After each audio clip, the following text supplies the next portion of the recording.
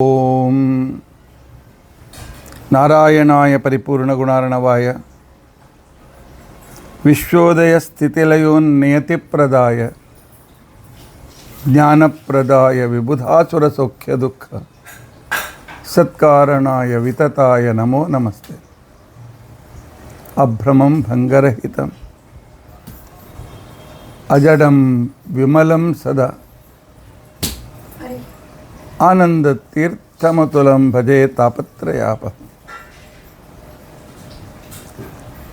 ಭವತಿ ಯದನುಭಾವಾದೇಡಮೋ ಕೋಪಿ ವಾಗ್ಮಿ ಜಡಮತಿರಪಿ ಜಂತುರ್ಜಾಯತೆ ಪ್ರಾಜ್ಞಮೌಲಿಃ. ಸಕಲವಚನಚೇತೋ ದೇವತಾ ಭಾರತೀ ಸಾ ಮಮ ವಚಸಿ ನಿಧತ್ತಾಂ ಸನ್ನಿಧಿಂ ಮಾನಸೇ ಚ. ಅಸ್ಮದ್ಗುರು ಸಮಾರಂಭಾಂ ಟೀಕಾಕೃತ್ಪಾದ ಮಧ್ಯಗಾಂ ಶ್ರೀಮದಾಚಾರ್ಯ ಪರ್ಯಂತಾಂ ವಂದೇ ಗುರು ಪರಂಪರಾ.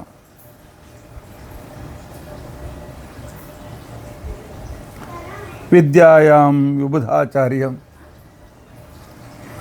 ವೇದಜ್ಞಾನಾಬ್ಧಿಚಂದಿರಂ ದುರ್ಮತಧ್ವಾಂತಮಾರ್ತಾಂಡಂ ಸತ್ಯಧ್ಯಾನಮುನಿಂ ಭಜೆ. ಪಂಚಾಶದ್ವರ್ಷಪರ್ಯಂತಂ ಸತತಂ ರಾಮಪೂಜಕಃ ಶ್ರೀ ಸತ್ಯಪ್ರಮೋದ ಗುರುರಾಟ್ ಭಾಸತಾಂ ನೋ ಹೃದಂಬರೆ. ಬಂಧುಸ್ತ್ವಂ ಗುರುರಿಷ್ಟದೈವತಮಿತಿ ತ್ವತ್ಪಾದ ಪಂಕೇರುಹಂ ಪ್ರಾಪ್ತಂ ಮಾಂ ಪರಿಪಾಲಯೇತಿ ಸತತಂ ಯಾಚೆ ನಿಬದ್ಧಾಂಜಲಿ. ಚಿತ್ತಂ ಮದ್ಗುಣದೋಷ ಚಿಂತನ ವಿಧೌ ನೂನಂ ಮನಾಂ ಮಾ ಕೃತಾಃ. ಶ್ರೀ ಸತ್ಯಾತ್ಮಗುರು ತ್ವದಂಘ್ರಿಯುಗಲಂ ಹಿತ್ವಾ ನಮೇ ಸದ್ಗತಿ. ಯೈರಹಂ ಶುಕವತ್ ಸಮ್ಯಕ್ ಶಿಕ್ಷಿತೋಸ್ಮಿ ಕೃಪಾಲುಭಿಃ ತಾನ್ ವಂದೇ ಧೇನುಪಾಚಾರ್ಯಾನ್ ತತ್ವಜ್ಞಾನಾರ್ಥಸಿದ್ಧೇ.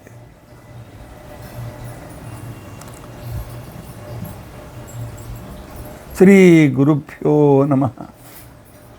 ಹರಿ ಓಂ ಹರಿ ಓಂ ಹರಿ ಓಂ. ಸ್ವಸ್ತಿಸ್ತು ಅಸೇಢ ಸನ್ಮಂಗಲಾನಿ ಸಂತು. ಶ್ಲೋಕೈಕ ಶ್ರವಣಪಠನ ಮಾತ್ರೇಣ ವಕ್ತುಶ್ಚ ಶ್ರೋತೃಣಾಂ ನಿಖಿಲ ಕಲಿಕೃತ ಕಲ್ಮಷಾಪನೋದನ ಪುಟತರೆ ಧರ್ಮಾದ್ಯ ಖಿಲ ಪುರುಷಾರ್ಥ ಸಾಧನೆ ಭೂತೆ. ಅದ್ಯ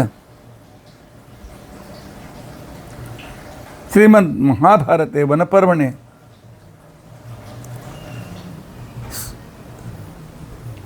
ಪತಿವ್ರತ ಮಹಾತ್ಮ್ಯ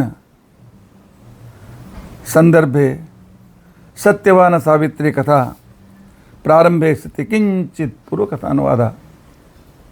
ಹರಿ ಓಂ ಹರಿ ಓಂ ಹರಿ ಓಂ.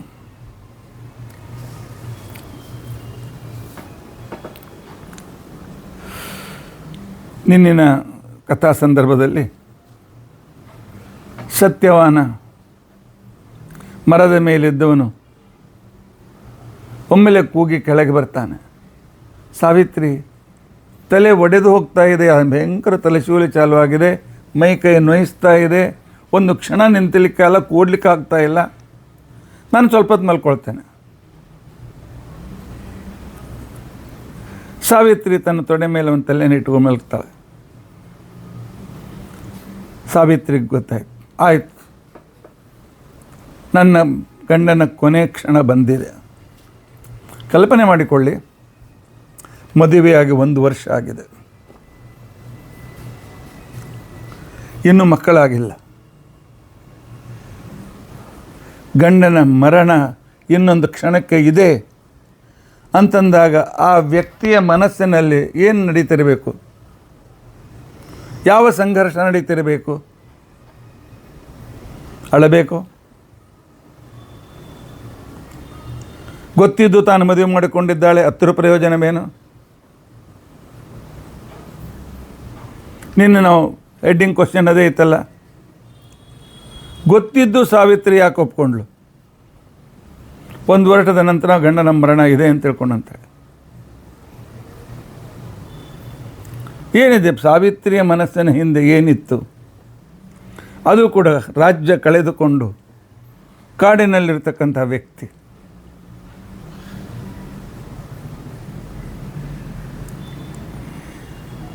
ಈ ಸಂದರ್ಭ ನಮ್ಮ ಶಾಸ್ತ್ರದಲ್ಲಿ ಹೇಳ್ತದೆ, ದೇವರ ಮೇಲೆ ವಿಶ್ವಾಸ, ತಾನು ಮಾಡುವ ಧರ್ಮಾಚರಣೆಯ ಮೇಲೆ ವಿಶ್ವಾಸ. ರಕ್ಷತೀತ್ಯೇವ ವಿಶ್ವಾಸ. ನಿನ್ನಿನ ಪ್ರಶ್ನೆಗೆ ಉತ್ತರ ಇದೆ. ಸಾವಿತ್ರಿಗೆ ಗೊತ್ತಿತ್ತು ಅವನು ಭಗವದ್ಭಕ್ತನಾಗಿದ್ದಾನೆ. ನಾನು ಮಾಡುವ ಪತ್ಯಂತರ್ಗತ ಭಗವಂತನ ಸೇವೆ. ಪರಮಾತ್ಮ ತಪ್ಪದೇ ಸ್ವೀಕಾರ ಮಾಡ್ತಾನೆ. ನಾನು ತಪ್ಪು ಮಾಡಿಲ್ಲ ಅಂತನ್ನೋ ಧೈರ್ಯ ಇವತ್ತು ನಮ್ಗೆ ಯಾರಿಗಿದೆ ಹೇಳಿ? ನನಗಂತೂ ಇಲ್ಲ. ಅನೇಕ ತಪ್ಪು ಮಾಡಿದ್ದೇನೆ.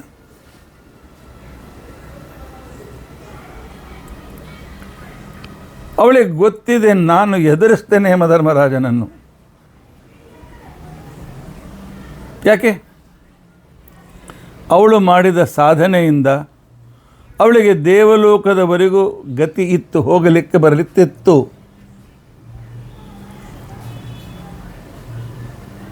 ಭಗವಂತನನ್ನು ಸ್ಮರಣೆ ಮಾಡ್ತಾ ಕೂತ್ಕೊಂಡಿದ್ದಾಳೆ. 24 ನಿಮಿಷ ಆಗಿತ್ತು. ಅಷ್ಟರೊಳಗಾಗಿ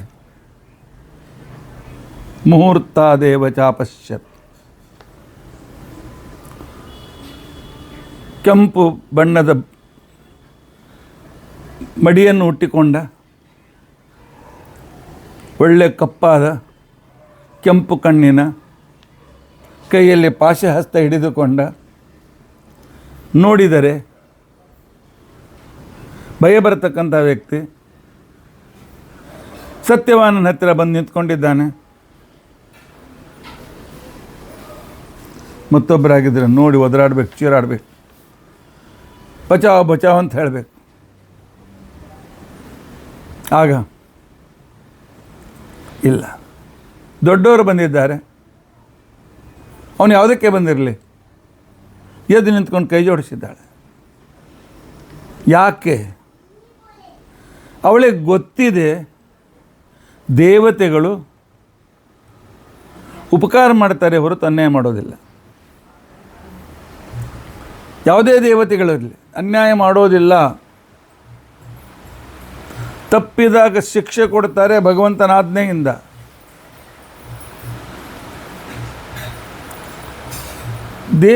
ದೇವರ ಎದುರಿಗೆ ಎಂದಿಗೂ ಅವಿಶ್ವಾಸ ತೋರಿಸೋದು ಬೇಡ ಅಂತನ್ನೋದನ್ನು ಸಾವಿತ್ರಿ ಕಲಿಸಿಕೊಡ್ತಾ ಇದ್ದಾಳೆ. ತನ್ನ ಗಂಡನ ಪ್ರಾಣ ತೆಗೆದುಕೊಳ್ಳಲು ಬಂದ ಯಮಧರ್ಮರಾಜನ ಎದುರಿನಲ್ಲಿ ಕೈ ಜೋಡಿಸಿದ್ದಾಳೆ.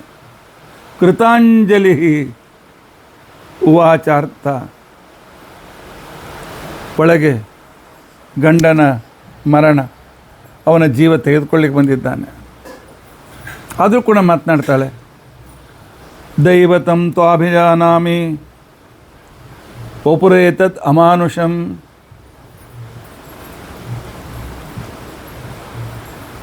ನೀವು ದೇವತೆಗಳು ಅಂತ ಅನ್ನೋದು ಗೊತ್ತಾಗ್ತದೆ. ಯಾಕಂದರೆ ಮನುಷ್ಯರಲ್ಲಿ ಈ ತೇಜಸ್ಸು ಇರೋದಿಲ್ಲ. ನಿಮ್ಮ ರೂಪ ಭಯವನ್ನುಂಟು ಮಾಡ್ತಾ ಇದ್ದರೂ ಕೂಡ ನಿಮ್ಮ ತೇಜಸ್ಸು ಹೇಳ್ತದೆ ಇದು ಮಾನವರ ಆಕೃತಿ ಅಲ್ಲ ಅಂತ ತಿಳ್ಕೊಂಡಂತ ಹೇಳಿ. ತಾವು ಯಾರು, ಯಾಕೆ ಬಂದಿದ್ದೀರಿ? ಯಮ ಹೇಳ್ತಾನೆ, ಪತಿವ್ರತ ಚ ಸಾವಿತ್ರಿ. ಸಾವಿತ್ರಿ ಅದ್ಭುತ ಪತಿವ್ರತೆ ನೀನು, ತಪಸ್ಸಿನ ಶಕ್ತಿ ಉಳ್ಳವಳು. ಆದ್ದರಿಂದಾಗಿ ನಿನ್ನ ಜೊತೆಗೆ ನಾನು ಮಾತನಾಡ್ತಾ ಇದ್ದೇನೆ. ಇಲ್ಲದೇ ಅದನ್ನು ಯಾರ ಮಾತಾಡೋದಿಲ್ಲ. ನಿನ್ನಲ್ಲಿ ತಪಸ್ಸಿನ ಸಾಮರ್ಥ್ಯ ಇದೆ. ತಪಸ್ಸೆ ನಮಗೂ ದೇವತೆಗಳು ಮೊದಲಿರ್ತಕ್ಕಂಥ ಕಾನ್ವರ್ಸೇಷನ್ಗೆ ಕಾರಣೀಭೂತವಾಗಿರ್ತಕ್ಕಂಥ ಸಾಮರ್ಥ್ಯ. ಇದನ್ನು ನಾವು ಅರ್ಥ ಮಾಡಿಕೊಳ್ಬೇಕು. ತಪ ನಮ್ಮ ಹತ್ರ ಇಲ್ಲ. ತಪ ಆಲೋಚನೆ, ತಪ ಚಿಂತನೆ, ಭಗವಂತನ ಸಂಚಿಂತನೆ, ಶಾಸ್ತ್ರ ಚಿಂತನೆ, ಶಾಸ್ತ್ರದ ಪುನರಾವರ್ತಿ, ಪುನಃ ಪುನಃ ಆವರ್ತನ, ಇದೇ ತಪಸ್ಸು. ನಮಗೆ ಕಾಡಿಗೆ ಹೋಗುವ ಅವಶ್ಯಕತೆ ಇಲ್ಲ. ದೇವತೆಗಳ ಜೊತೆ ಕಾನ್ವರ್ಸೇಷನ್ ಮಾಡಬೇಕು ಅಂತಿದ್ರೆ ಈ ತಪಸ್ಸು ನಮ್ಮ ಹತ್ರ ಇರಬೇಕು. ಸಾವಿತ್ರಿ, ನಿನ್ನ ಗಂಡನ ಆಯುಷ್ಯ ಮುಗಿದಿದೆ. ಆದ್ದರಿಂದಾಗಿ, ಯಾಕೆ ನನ್ನ ಕರ್ತವ್ಯ, ಪರಮಾತ್ಮ ನನಗೆ ಒಪ್ಪಿಸಿದ ಕೆಲಸ, ನಾನು ಇವನ ಪ್ರಾಣವನ್ನು ಕಟ್ಟಿಕೊಂಡು ಹೋಗೋದಕ್ಕೋಸ್ಕರ ಬಂದಿದ್ದೇನೆ. ನಾನು ಯಮಧರ್ಮರಾಜ ಅಂತ ತಿಳ್ಕೊಂಡು ಅಂತೇಳಿ. ಸಾವಿತ್ರಿ ಗಾಬರಿ ಆಗಲಿಲ್ಲ. ಯಮಧರ್ಮರಾಜ, ಇದೇನಪ್ಪ ವಿಚಿತ್ರ, ಜನರ ಪ್ರಾಣ ತೆಗೆದುಕೊಳ್ಳೋದಕ್ಕೋಸ್ಕರ ನಿನ್ನ ದೂತರು ಬರ್ತಾರೆ ಅಂತ ತಿಳ್ಕೊಂಡಂತ ನಾನು ಪುರಾಣಗಳಲ್ಲಿ ಕೇಳಿದ್ದೇನೆ. ದೂತರ ಬದಲಾಗಿ ನೀನು ಯಾಕೆ ಬಂದಪ್ಪ? ಏನು ವಿಶೇಷ ಅಂತ ಅಂದಾಗ ಆ ಕಾಲದಲ್ಲಿ ಯಮಧರ್ಮರಾಜ ಹೇಳ್ತಾನೆ, ನೋಡಿ ಸಾವಿತ್ರಿ, ಸತ್ಯವಂತ ಧಾರ್ಮಿಕ,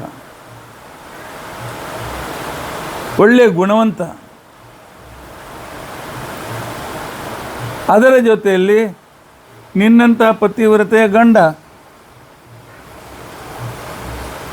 ನನ್ನ ದೂತರು ನಿನ್ನ ಹತ್ರ ಬರಲಿಕ್ಕೆ ಅನಿಸ್ತಾರೆ.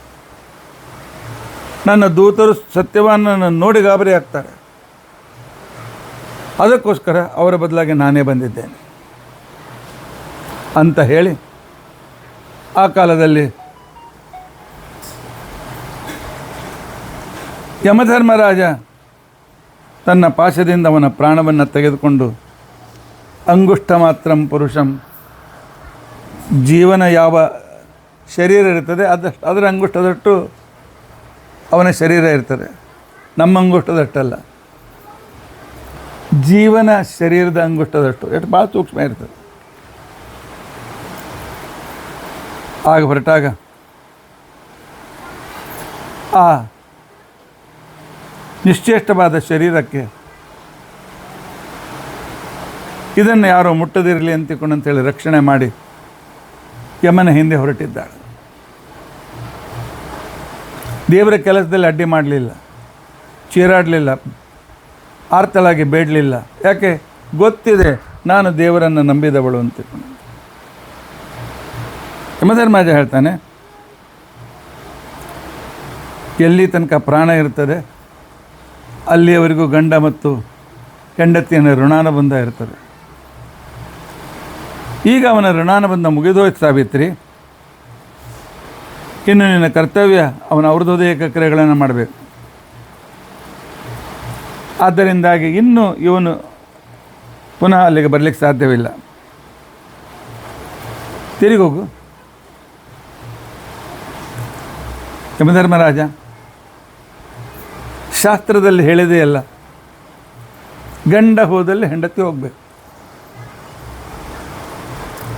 ನನ್ನ ಗಂಡನನ್ನು ನೀನು ಕರೆದುಕೊಂಡು ಹೊರಟಿದ್ದೆ, ಅವಳ ಸಹಧರ್ಮಿಣಿ, ಜೊತೆಯಲ್ಲಿರ್ತಕ್ಕಂಥ ಅವನ ಜೊತೆಯಲ್ಲಿ ಇದ್ದುಕೊಂಡು ಧರ್ಮ ಮಾಡ್ತಕ್ಕಂಥವಳು ನಾನು. ಸನಾತನ ಧರ್ಮ ಇದನ್ನೇ ಹೇಳ್ತದೆ, ಹೆಂಡತಿ ಗಂಡನನ್ನು ಬಿಟ್ಟಿರಬಾರ್ದು, ಗಂಡ ಹೆಂಡತಿಯನ್ನು ಬಿಟ್ಟಿರಬಾರ್ದು ಅಂತ ತಿಳ್ಕೊಂಡು ಅಂಥೇಳಿ. ಅವರ ಮಾತು ಇವತ್ತು ಯಾರು ಕೇಳ್ತಾರೆ? ಗಂಡ ವಿದೇಶದಲ್ಲಿ, ಹೆಂಡತಿ ಯಾವುದೋ ದೇಶದಲ್ಲಿ, ಗಂಡ ಯಾವುದೋ ಊರಿನಲ್ಲಿ, ಹೆಂಡತಿ ಮತ್ತೊಂದು ಯಾವುದೋ ಊರಿನಲ್ಲಿ. ದುಡ್ಡು ಬೇಕು, ದುಡ್ಡಿಗೋಸ್ಕರ. ಸಾವಿತ್ರಿ ಇಂಥ ದುಡ್ಡಿನ ಹಿಂದೆ ಬಿದ್ದಿರ್ತಕ್ಕಂಥವಳಲ್ಲ.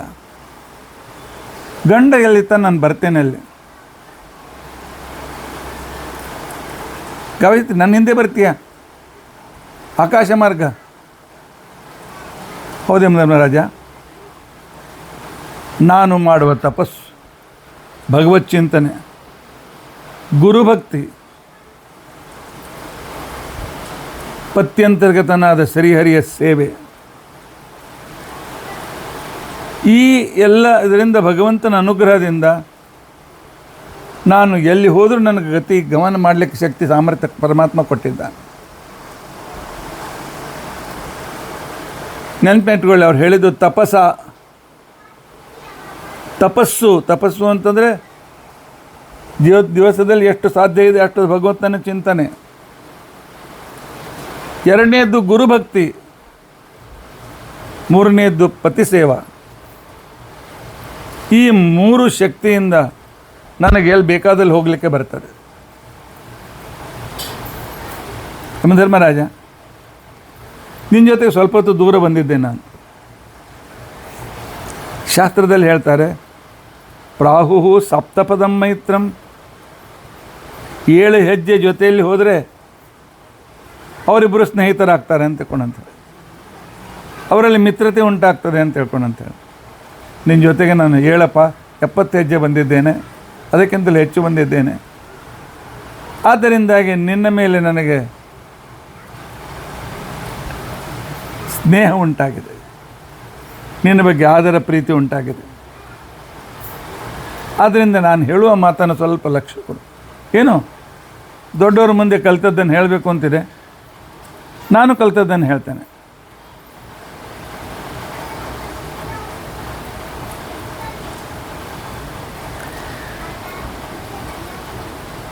ನನಗೆ ಗೊತ್ತಿದೆ ಯಮಧರ್ಮರಾಜ, ಎಲ್ಲಿಯವರೆಗೂ ಇಂದ್ರಿಯ ನಿಗ್ರಹ ಇಲ್ಲ, ಮನಸ್ಸನ್ನು ಏಕಾಗ್ರ ಮಾಡಲಿಕ್ಕೆ ಯಾವನಿಗೆ ಸಾಧ್ಯ ಇಲ್ಲ, ಆ ವ್ಯಕ್ತಿ ವನವಾಸದಲ್ಲಿಯೂ ತಪಸ್ಸು ಮಾಡಲಿಕ್ಕಿಲ್ಲ, ಗುರುಕುಲದಲ್ಲಿದ್ದು ಅಧ್ಯಯನ ಮಾಡಲಿಕ್ಕೂ ಸಾಧ್ಯವಿಲ್ಲ, ಅಂಥ ವ್ಯಕ್ತಿಯಿಂದ ತಪಸ್ಸಾಗೋದಿಲ್ಲ. ಮೊದಲನೇ ಕೆಲಸ ಜಿತೇಂದ್ರಿಯ. ನನ್ನ ನಾಲಿಗೆ ಮೇಲೆ ನಾನು ಕಂಟ್ರೋಲ್ ಇಟ್ಕೊಳ್ತೇನೆ. ಆದ್ದರಿಂದ ಮೈಲಿಗೆ ಊಟ ಮಾಡೋದಿಲ್ಲ, ಮನೆ ಬಿಟ್ಟು ದೇವರ ನೈವೇದ್ಯ ಇಲ್ಲದೇ ಇದ್ದ ಪದಾರ್ಥ ನಾನು ಸ್ವೀಕರಿಸುವುದಿಲ್ಲ. ಪರಮಾತ್ಮನಿಗೆ ನಿವೇದಿತ ವಸ್ತುವನ್ನು ಮಾತ್ರ ನಾನು ಸ್ವೀಕರಿಸ್ತೇನೆ. ಮಾತನಾಡಿದರೆ ಭಗವಂತನ ಬಗ್ಗೆ ಮಾತನಾಡ್ತೇನೆ, ನೋಡಿದರೆ ಪ್ರತಿಯೊಬ್ಬ ಮನುಷ್ಯನ ಅಂತರ್ಗತನಾದ ಭಗವಂತನ ನೋಡ್ತೇನೆ, ವ್ಯಕ್ತಿಗಳನ್ನು ನೋಡೋದಿಲ್ಲ. ಕೇಳಿದರೆ ಭಗವಂತನ ಮಹಿಮೆಗಳನ್ನೇ ಕೇಳ್ತೇನೆ. ಆಗ್ರಹಣ ಮಾಡಿದರೆ ಭಗವಂತನ ನಿರ್ಮಲ್ಯದ ಆಗ್ರಹಣ ಮಾಡ್ತೇನೆ. ನನ್ನ ಹೃದಯ ಮಂದಿರದಲ್ಲಿದ್ದ ಆ ಪರಮಾತ್ಮನನ್ನು ಆಲಿಂಗನ ಮಾಡಿಕೊಂಡು ಅವನ ಆ ಆಲಿಂಗನ ಸುಖ ಅನುಭವಿಸ್ತೇನೆ. ನನ್ನ ಮನಸ್ಸು ಬುದ್ಧಿಯೂ ಕೂಡ ಧರ್ಮ ಬಿಟ್ಟು ಅಧರ್ಮದ ಕಡೆಗೆ ಹೋಗೋದಿಲ್ಲ. ಆದ್ದರಿಂದಾಗಿ ಜ್ಞಾನಿಗಳು ಹೇಳ್ತಾರೆ, ಜಿತೇಂದ್ರಿಯತ್ವ ಬಹಳ ಮಹತ್ವಪೂರ್ಣವಾಗಿದೆ. ಯಾವನಿಗೆ ಜಿತೇಂದ್ರಿಯತ್ವ ಇಲ್ಲ ಆ ವ್ಯಕ್ತಿ ಧರ್ಮ ಮಾಡಲಿಕ್ಕೆ ಸಾಧ್ಯವಿಲ್ಲ. ಅಷ್ಟೇ ಅಲ್ಲ, ಸ್ವಧರ್ಮ ಬಿಡಬಾರದು ಅಂತ ಶಾಸ್ತ್ರ ಹೇಳ್ತಾರೆ. ಏಕಶ್ಚ ಧರ್ಮೇಣ ಸತಾಮ್ಮತೇನ, ನನ್ನ ಧರ್ಮಾಚರಣೆ, ನನ್ನ ಧರ್ಮದಲ್ಲಿ ನ್ಯೂನತೆ ಇದ್ದರೂ ಪರವಾಗಿಲ್ಲ, ಶ್ರೇಯಾನ್ ಸ್ವಧರ್ಮೋ ವಿಗುಣ. ಆದರೆ ಯಾವುದೇ ಪರಿಸ್ಥಿತಿಯಲ್ಲಿ ಸ್ವಧರ್ಮ ಬಿಡಲಿಕ್ಕಿಲ್ಲ. ಅಷ್ಟೇ ಅಲ್ಲ, ಪರಮಾತ್ಮ ಅದರಿಂದಲೇ ಮನುಷ್ಯನಿಗೆ ವಿಶೇಷವಾಗಿರ್ತಕ್ಕಂಥ ರೀತಿಯಲ್ಲಿ ಸ್ವವರ್ಣಾಶ್ರಮೋಚಿತ ಧರ್ಮದಿಂದ ಮಾತ್ರ ಅವನಿಗೆ ಶ್ರೇಯಸ್ಸು ಸಿಗ್ತದೆ. ಇಲ್ಲ, ನಾನು ಬ್ರಾಹ್ಮಣ್ಯ ಧರ್ಮ ಬಿಡ್ತೇನೆ, ಕ್ಷತ್ರಿಯ ಧರ್ಮ ತೆಗೆದುಕೊಳ್ತೇನೆ, ವೈಶ್ಯನಂತೆ ಇರ್ತೇನೆ, ಶೂದ್ರನಂತೆ ಇರ್ತೇನೆ, ಇಲ್ಲ. ಯಾವ ವರ್ಣದಲ್ಲಿ ಹುಟ್ಟಿದ್ದಿ ಅದೇ ನಿನಗೆ ಪರಮಧರ್ಮ, ಅದರಿಂದಲೇ ಭಗವಂತ ಒಲಿತಾನೆ ಅಂತಕ್ಕಂಥ ಮಾತು ಶಾಸ್ತ್ರ ಹೇಳ್ತದಲ್ಲ ಯಮಧರ್ಮರಾಜ. ಸಾವಿತ್ರಿಯ ಶಾಸ್ತ್ರೋಕ್ತ ಮಾತುಗಳನ್ನು ಕೇಳಿ ಯಮಧರ್ಮರಾಜ ಹೇಳ್ತಾನೆ, ಸಾವಿತ್ರಿ, ಎಷ್ಟು ಶಾಸ್ತ್ರದ ರಹಸ್ಯದ ಮಾತನ್ನಾಡ್ತಾ ಇದ್ದೀರಿ, ಭಾಳ ಸಂತೋಷವಾಯಿತು. ನಿನ್ನ ಮಾತುಗಳಲ್ಲಿ ಯಾವುದೇ ತಪ್ಪಿಲ್ಲ. ನೀನು ಮಾತನಾಡುವ ಸ್ವರ, ವ್ಯಂಜನ ಪ್ರತಿಯೊಂದರಲ್ಲಿಯೂ ಕೂಡ ಒಂದು ವಿಶಿಷ್ಟವಾಗಿರ್ತಕ್ಕಂಥ ಭಗವದ್ಭಕ್ತಿ ನನಗೆ ಕಾಣ್ತಾ ಇದೆ. ಆಗಲಿ, ನಿನ್ನಂಥ ಯೋಗ್ಯಗಳಿಗೆ ವರ ಕೊಡಬೇಕು ಅಂತ ನನ್ನ ಮನಸ್ಸಿಗೆ ಬಂದಿದೆ. ದೇವತೆಗಳನ್ನು ಒಲಿಸಿಕೊಳ್ಳುವುದಕ್ಕೋಸ್ಕರ ತತ್ವಜ್ಞಾನ ಬಹಳ ಮಹತ್ವದ್ದು. ಅವನ ಮನಸ್ಸನ್ನು ಒಲಿಸಿದ್ದಾಳೆ. ಒಂದು ಮಾತು, ಯಾವ್ದು ಬೇಕಾದ ವರ ಕೇಳು, ಸತ್ಯವಾನನ ಪ್ರಾಣವನ್ನು ಬಿಟ್ಟು ಯಾವುದು ಬೇಕಾದ ವರವನ್ನು ಕೇಳು ಅಂತ ತಿಳ್ಕೊಂಡು ಇದ್ದಾಳೆ. ಸಾವಿತ್ರಿ ಅಂತಾಳೆ, ದೊಡ್ಡವರು ಆಶೀರ್ವಾದ ಮಾಡ್ತಾರೆ ಅಂತಂದರೆ ನಾನೇಗೆ ಬೇಡ ಅಂತೇನೆ. ನನ್ನ ಮಾವ ರಾಜ್ಯದಿಂದ ಹೀನನಾಗಿದ್ದಾನೆ, ಕಣ್ಣುಗಳನ್ನು ಕಳೆದುಕೊಂಡಿದ್ದಾನೆ. ನೀವು ವರ ಕೊಡೋದಿದ್ದರೆ ನನ್ನ ಮಾವನಿಗೋಸ್ಕರ ಕೊಡು. ಮಾವನ ಮೇಲೆ ಇಷ್ಟು ಆದರ, ಅವನ ಹಿತವನ್ನು ಬಯಸ್ತಕ್ಕಂತಹ ಸೊಸೆ ಸಾವಿತ್ರಿ. ಇದೇ ತಪಸ್ಸು. ಯಾಕೆ ನನಗೆ ನನ್ನ ಗಂಡನನ್ನು ಕೊಟ್ಟ ವ್ಯಕ್ತಿಯವನು, ಆ ತಂದೆ ತಾಯಿ ಅತ್ತೆ ಮಾವಂದಿರು. ಅವರ ಹಿತವನ್ನು ಬಯಸುವುದರಿಂದ ದೇವರು ಒಲಿತಾನೆ. ವ್ಯಕ್ತಿಗಳು ಒಲಿತಾರೋ ಇಲ್ಲೋ ಮಾತು ಬೇರೆ. ನನ್ನ ಮಾವನಿಗೆ ಕಣ್ಣು ಬರಲಿ, ಅವನ ರಾಜ್ಯ ವಾಪಸ್ ಸಿಗಲಿ. ತಥಾಸ್ತು ಅಂತ ಹೇಳಿದೆ ಧರ್ಮರಾಜ. ನೀನು ಹೇಳಿದಂತೆ ಯಾರು ರಾಜ್ಯ ಕಸಿದುಕೊಂಡಿದ್ದ ಅವರೇ ಬಂದು ರಾಜ್ಯವನ್ನು ಒಪ್ಪಿಸ್ತಾರೆ. ನಿನ್ನ ಮಾವನಿಗೆ ಕಣ್ಣು ಬರ್ತದೆ, ಚಿಂತೆ ಮಾಡಬೇಡ. ಆಯಿತು, ಬಹಳ ದೂರ ಬಂದಿದೆ ಸಾವಿತ್ರಿ, ವಾಪಸ್ ಹೋಗು. ಸಾವಿತ್ರಿ ಅಂತಾಳೆ, ಎಷ್ಟು ದೂರ ಬಂದ್ರೇನು, ಗಂಡ ಇದ್ದಾಗ ನಂಗೆ ಶ್ರಮ ಇಲ್ಲ. ಶ್ರಮ ಕೂತೋ ಭರ್ತೃ ಸಮೀಪತೋ ಹಿಮೆ. ಗಂಡನ ಜೊತೆಯಲ್ಲಿರುವಾಗ ನನಗೆ ಶ್ರಮ ಯಾಕಾಗ್ತದೆ? ಈ ಭಾವನೆಯನ್ನು ನಾವು ಇವತ್ತು ಬೆಳೆಸ್ಕೊಳ್ತೀವ. ಗಂಡನನ್ನು ಈ ರೀತಿಯಾಗಿ ನೋಡ್ತೀವಿಯಾ ಹೇಳಿ? ನನ್ನ ದೇವರನ್ನು ಧರಿಸಿದ ಈ ಶರೀರ, ಈ ವ್ಯಕ್ತಿ ಹೇಗೆ ಇರಲಿ, ಆದರೆ ಈ ಶರೀರದಲ್ಲಿ ನನ್ನ ದೇವರಿದ್ದಾನೆ. ಆದ್ದರಿಂದಾಗಿ ಈ ವ್ಯಕ್ತಿಗೆ ನಾನು ಆದರ ಕೊಡುವುದು ನನ್ನ ಕರ್ತವ್ಯ ಅಂತನ್ನುವ ಶಿಕ್ಷಣ ನಾವು ನಮ್ಮ ಮಕ್ಕಳಿಗೆ ಕೊಡ್ತೇವೆಯಾ ಹೇಳಿ? ಯಥೋ ಹಿ ಬರ್ತಾ, ಗಂಡ ಇದ್ದಲ್ಲಿ ನನ್ನ ಸ್ಥಿತಿ, ಗಂಡ ಇಲ್ಲದೇ ಇದ್ದರೆ ನನ್ನ ಅಸ್ತಿತ್ವ ಇಲ್ಲ. ಆದ್ದರಿಂದಾಗಿ ನನ್ನ ಗಂಡನ ಎಲ್ಲಿ ಕರ್ಕೊಂಡು ಹೋಗ್ತಾ ಬರ್ತೇನೆ ನಾನು. ಏನು ದೊಡ್ಡವರು, ನಂಗೆ ತಿಳಿದ ಮಾತು ನಿಮ್ಮ ಎದುರಿಗೆ ಹೇಳ್ತೇನೆ. ಜಗತ್ತಿನಲ್ಲಿ ಅತ್ಯಂತ ಶ್ರೇಷ್ಠ ಧರ್ಮದ ಸಾಧನ ಅಂತ ತಿಳ್ಕೊಂಡಂತಂದರೆ ಸಜ್ಜನರ ಸಂಗತಿ. ಅವರಷ್ಟು ಬೇರೆ ಮಿತ್ರರು ಜಗತ್ತಿನಲ್ಲಿಲ್ಲ. ಸಜ್ಜನರ ಸಂಘದಲ್ಲಿದ್ದರೆ ಎಂದಿಗೂ ಆ ಒಂದೊಂದು ಕ್ಷಣವೂ ನಿಷ್ಫಲವಾಗೋದಿಲ್ಲ. ಯಮಧರ್ಮರಾಜ, ಆದ್ದರಿಂದಾಗಿ ಪರಮಾತ್ಮನನ್ನು ಪಡೆಯಬೇಕು ಅಂತನ್ನವರು ಮೊಟ್ಟ ಮೊದಲು ಸಜ್ಜನರ ಸಂಗತಿಯನ್ನು ಮಾಡಬೇಕು.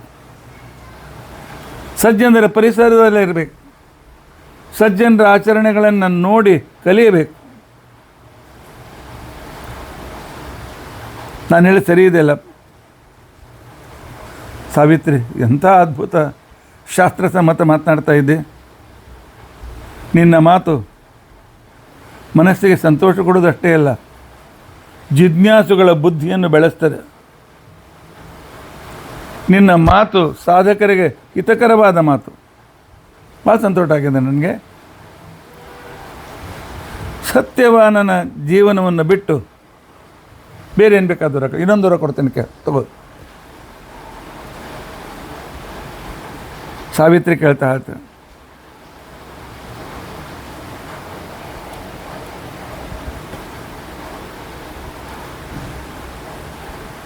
ಆಗ ನಾನು ನನ್ನ ಮಾವನಿಗೆ ಕಣ್ಣು ಬರಲಿ ಅಂತ ತಿಳ್ಕೊಂಡು ನಾನು ಕೇಳ್ಕೊಂಡಿದ್ದೆ. ಈಗ ನನ್ನ ಮಾವನಿಗೆ ಅವನ ರಾಜ್ಯ ಸಿಗಲಿ. ಆನಂತರ ನನ್ನ ಮಾವನಾಗಲಿ ನನ್ನ ಗಂಡನಾಗಲಿ ಸ್ವಧರ್ಮದಿಂದ ಚ್ಯುತರಾಗಬಾರ್ದು. ಸಾವಿತ್ರಿಯ ವರ ಸಾವಿತ್ರಿಯ ಭಗವಂತನ ಹತ್ರ ಬೇಡಿಕೆ, ನನ್ನ ಅತ್ತೆ ಮಾವ, ನನ್ನ ಗಂಡ ಧರ್ಮದಿಂದ ಚ್ಯುತರಾಗಬಾರ್ದು. ಯಾಕೆ ಧರ್ಮದಿಂದಿದ್ದರೆ ಪ್ರೀತಿ ಮಾಡ್ತಾರೆ, ಧರ್ಮದಿಂದಿದ್ದಿಲ್ಲ ಅಂದರೆ ಪ್ರೀತಿ ಮಾಡೋದಿಲ್ಲ. ಆದ್ದರಿಂದ ಎರಡನೇ ವರ ನಾನು ಕೊಡುವಂತೆ ಅಂತ ಹೇಳಿ ಕೇಳ್ತಾರೆ. ನಾನು ಆಗ ಹೇಳುವಾಗ 2 ಕ್ಲಬ್ ಮಾಡಿ ಹೇಳಿದೆ. ಮೊದಲೇ ವರದಿಂದ ಕಣ್ಣು, ಎರಡನೇ ವರದಿಂದ ಮಾವನ ರಾಜ್ಯವನ್ನು ಕೇಳುವುದರ ಜೊತೆಯಲ್ಲಿ ಮಾವ, ಅತ್ತೆ, ಗಂಡ ಧರ್ಮಚ್ಯುತರಾಗಬಾರದು ಅಂತ ವರವನ್ನು ಕೂಡ ಕೇಳ್ತಾಳೆ. ಆವಾಗ ಯಮ ಹೇಳ್ತಾನೆ, ನಿನ್ನ ಮಾವನಿಗೆ ತಾನಾಗೇ ರಾಜ್ಯ ಸಿಕ್ಬಿಡ್ತದೆ. ಶತ್ರುಗಳು ಪಶ್ಚಾತ್ತಾಪಪಟ್ಟು ಪುನಃ ಬಂದು ರಾಜ್ಯವನ್ನು ಒಪ್ಪಿಸ್ತಾರೆ. ಆನಂತರ ರಾಜ ನಿನ್ನ ಅತ್ತೆ ಮಾವ ಎಂದಿಗೂ ಸ್ವಧರ್ಮದಿಂದ ಚ್ಯುತರಾಗೋದಿಲ್ಲ, ಒಳ್ಳೆ ಧಾರ್ಮಿಕರಾಗಿರ್ತಾರೆ. ಆಯಿತು, ಭಾಳ ಶ್ರಮ ಆಗ್ತದೆ ಅಂತ ಅನಿಸ್ತಿಟ್ರಿ, ಭಾಳ ದೂರದವರೆಗೆ ಬಂದಿದ್ದೆ, ನಿನ್ನಂಥ ಪತಿವ್ರತೆಗೆ ಶ್ರಮ ಆಗೋದು ನಾನು ನೋಡಲಿಕ್ಕಾಗೋದಿಲ್ಲ. ಸಾವಿತ್ರಿ ವಾಪಸ್ ಹೋಗ್ಬಿಡು. ಸಾವಿತ್ರಿ ಹೇಳ್ತಾಳೆ, ಗಂಡನ ಜೊತೆಗಿದ್ದೇನೆ ಯಮಧರ್ಮರಾಜ, ಶ್ರಮ ಅನ್ನಿಸ್ತಾ ಇಲ್ಲ. ನಿನಗೆ ಯಮ ಅಂತ ತಿಳ್ಕೊಂಡಂತ ಹೇಳಿಸೋದು. ಯಾಕೆ? ಯಮೋ ನಿಯಮನಾತ್ ಯಮ. ಎಲ್ಲ ಪ್ರಜೆಗಳನ್ನು ಪ್ರಜೆಗಳಿಗೆ ಧರ್ಮದ ಮಾರ್ಗ ತೋರಿಸುವ ಧರ್ಮರಾಜ ನೀನು. ಇರುವವರಿಗೆ ಪುರಸ್ಕಾರ ಮಾಡುವ ನೀನು ಅಧರ್ಮದಿಂದ ಇರುವಿಗೆ ಅಷ್ಟೇ ಕಠೋರತೆಯಿಂದ ನರಕಕ್ಕೂ ಆಗ್ತದೆ. ನಿನ್ನಲ್ಲಿ ಪಾರ್ಶಾಲಿಟಿ ಇಲ್ಲ, ನೀನು ಪಕ್ಷಪಾತ ಮಾಡೋದಿಲ್ಲ ಯಮಧರ್ಮರಾಜ. ಆದ್ದರಿಂದಾಗಿ ನಿನಗೆ ಯಮ ಅಂತ ತಿಳ್ಕೊಂಡಂತ ಹೇಳಿ ಕರೀತಾರೆ. ಒಳ್ಳೆ ಧಾರ್ಮಿಕ, ಧರ್ಮದ ಮಾತು ನನಗೆ ಸೇರ್ತದಲ್ಲ. ನನಗೆ ಗೊತ್ತಿದ್ದು ಹೇಳ್ತೇನೆ ಕೇಳು. ಅದ್ರೋಹ ಸರ್ವಭೂತೇಷು ಸನಾತನ ಧರ್ಮ ಅಂತಂದರೆ ಏನರ್ಥ? ಎಂದಿಗೂ ಯಾರ ದ್ರೋಹವನ್ನು ಬಗೆಯಬಾರದು, ಯಾರಿಗೂ ಮೋಸ ಮಾಡಬಾರ್ದು. ಶಾರೀರಿಕವಾಗಿಯೂ ಅಲ್ಲ, ಮಾನಸಿಕವಾಗಿಯೂ ಅಲ್ಲ. ಅದ್ರೋಹ ಸರ್ವಭೂತೇಷು ಕರ್ಮಣ ಮನಸ ಗಿರ. ತನ್ನ ಕರ್ಮದಿಂದಾಗಲಿ, ಮನಸ್ಸಿನಿಂದಾಗಲಿ, ಮಾತಿನಿಂದಾಗಲಿ ಯಾರ ದ್ರೋಹ ಮಾಡಬಾರದು, ಯಾರಿಗೆ ಮೋಸ ಮಾಡಬಾರದು. ಸಾಧ್ಯವಿದ್ದರೆ ಸಹಾಯ ಮಾಡಬೇಕು. ತನ್ನ ಹತ್ರ ಹೆಚ್ಚಿಗೆ ಇದ್ದದ್ದನ್ನು ಇನ್ನೊಬ್ಬರಿಗೆ ಹಂಚಿಕೊಡಬೇಕು, ಅದೇ ದಾನ ಅಂತ ಹಂಚ್ಕೊಳ್ತಾರೆ. ದಯೆ, ದಾನ ಇವು ಸನಾತನ ಧರ್ಮದ ಮೂಲ ಬೀಜಗಳಲ್ವ? ನಾನು ಹೇಳಿದ್ದು ಸರಿ ಇದೆಯಲ್ಲ? ಏವಂ ಪ್ರಾಯಶ್ಚ ಲೋಕೋಯಂ ಮನುಷ್ಯಾ ಶಕ್ತಿಪೇಶಲಾ. ಇಂತಹ ಶಕ್ತಿಯನ್ನು ಪಡೆದ ಸಜ್ಜನರ ಹತ್ತಿರ, ಜ್ಞಾನಿಗಳ ಹತ್ತಿರ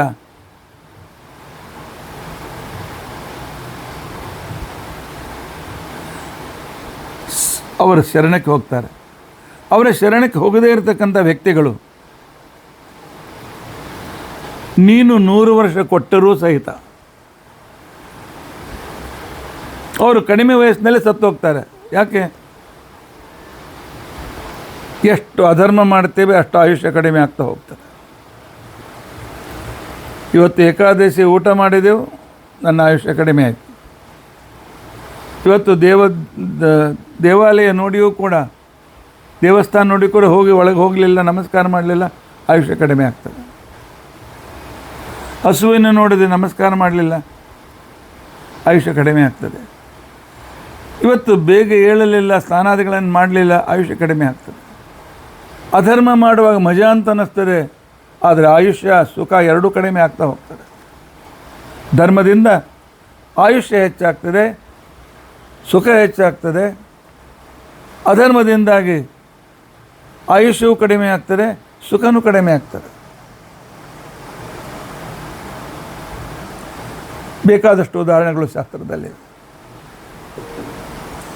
ನಾವು ಧರ್ಮವನ್ನು ಕಲಿತಾನೂ ಇಲ್ಲ, ಅಧರ್ಮವನ್ನು ಮಾಡ್ತಾ ಇದ್ದೇವೆ, ತಿಳಿಯೋದು. ಹೀಗಾಗಿ 50, 60, 70 ವರ್ಷ ಅಚಾನಕ್ ಹಾರ್ಟ್ ಫೇಲ್. 100 ವರ್ಷ ಯಾಕೆ ಸಿಗಲಿಲ್ಲ? ನಾವು ಮಾಡಿದ ಅಧರ್ಮ ನಮ್ಮ ಆಯುಷ್ಯವನ್ನು ಕಡಿಮೆ ಮಾಡಿದೆ. ಏವಂ ಪ್ರಾಯಶ್ಚ ಲೋಕೋಯಂ ಮನುಷ್ಯಾ ಶಕ್ತಿಪೇಶಲಾಹ. ತಮ್ಮ ಶಕ್ತಿಯನ್ನು, ಆಯುಷ್ಯವನ್ನು ಕಳೆದುಕೊಳ್ತಾರೆ. ಸಜ್ಜನರು ಮಾತ್ರ ಭಗವಂತನ ಧ್ಯಾನ ಮಾಡುತ್ತಾ ತಮ್ಮ ಆಯುಷ್ಯವನ್ನು ಹೆಚ್ಚು ಮಾಡಿಕೊಳ್ತಾರೆ. ಸಜ್ಜನರು ಶತ್ರುಗಳ ಮೇಲೆಯೂ ಕೂಡ ದಯ ಮಾಡ್ತಾರೆ. ಅಂದಮೇಲೆ ನಾವು ಸಜ್ಜನರಿಗೆ ಶರಣು ಹೋದರೆ ದಯ ಮಾಡದೇ ಇರ್ತಾರೆ? ನನಗಂತೂ ಹಿರಿಯರ ಆಶೀರ್ವಾದ ಭಾಳ ಇದೆ. ಯಮಧರ್ಮರಾಜ ಹೇಳ್ತಾನೆ, ಸಾವಿತ್ರಿ, ನಿನ್ನ ಮಾತು ಕೇಳ್ತಾ ಇದ್ದರೆ ಬಾಯಾರಿಕೆ ಆದವನಿಗೆ ಅಮೃತ ಸಿಕ್ಕಂತೆ ನನಗೆ ಆನಂದವಾಗ್ತಾ ಇದೆ. ನಿನ್ನನ್ನು ನೋಡಿದರೆ ನಿನ್ನ ಮನಸ್ಸಿನ ಇಚ್ಛೆ ಪೂರ್ಣ ಮಾಡಬೇಕು ಅಂತ ನನಗೆ ಅನ್ನಿಸ್ತಾ ಇದೆ. ಅದರಿಂದಾಗಿ ಸತ್ಯವಾನನ ಪ್ರಾಣವನ್ನು ಬಿಟ್ಟು ಏನು ಬೇಕಾದ ವರಕ್ಕೆ ಇನ್ನೊಂದು ವರ ಕೇಳು, 3ನೇ ವರ ಕೇಳು. ಆಗ ಅವಳು ಕೇಳ್ತಾಳೆ, ಮಮ ಅನಪತ್ಯ ಪೃಥ್ವೀಪತಿ ಪಿತಾ ಭವೇತ್ ಪಿತುಪುತ್ರ ಶತಂ ತಥೌರಸಂ.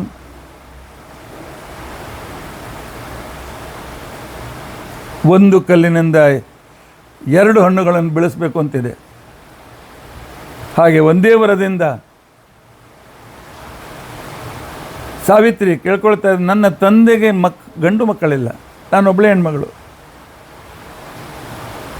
ಅವನ ವಂಶ ನಿಲ್ತೋಗ್ತದೆ. ಆದ್ದರಿಂದಾಗಿ ನನ್ನ ತಂದೆಗೆ 100 ಜನ ಔರಸ ಪುತ್ರರು ಆಗಲಿ,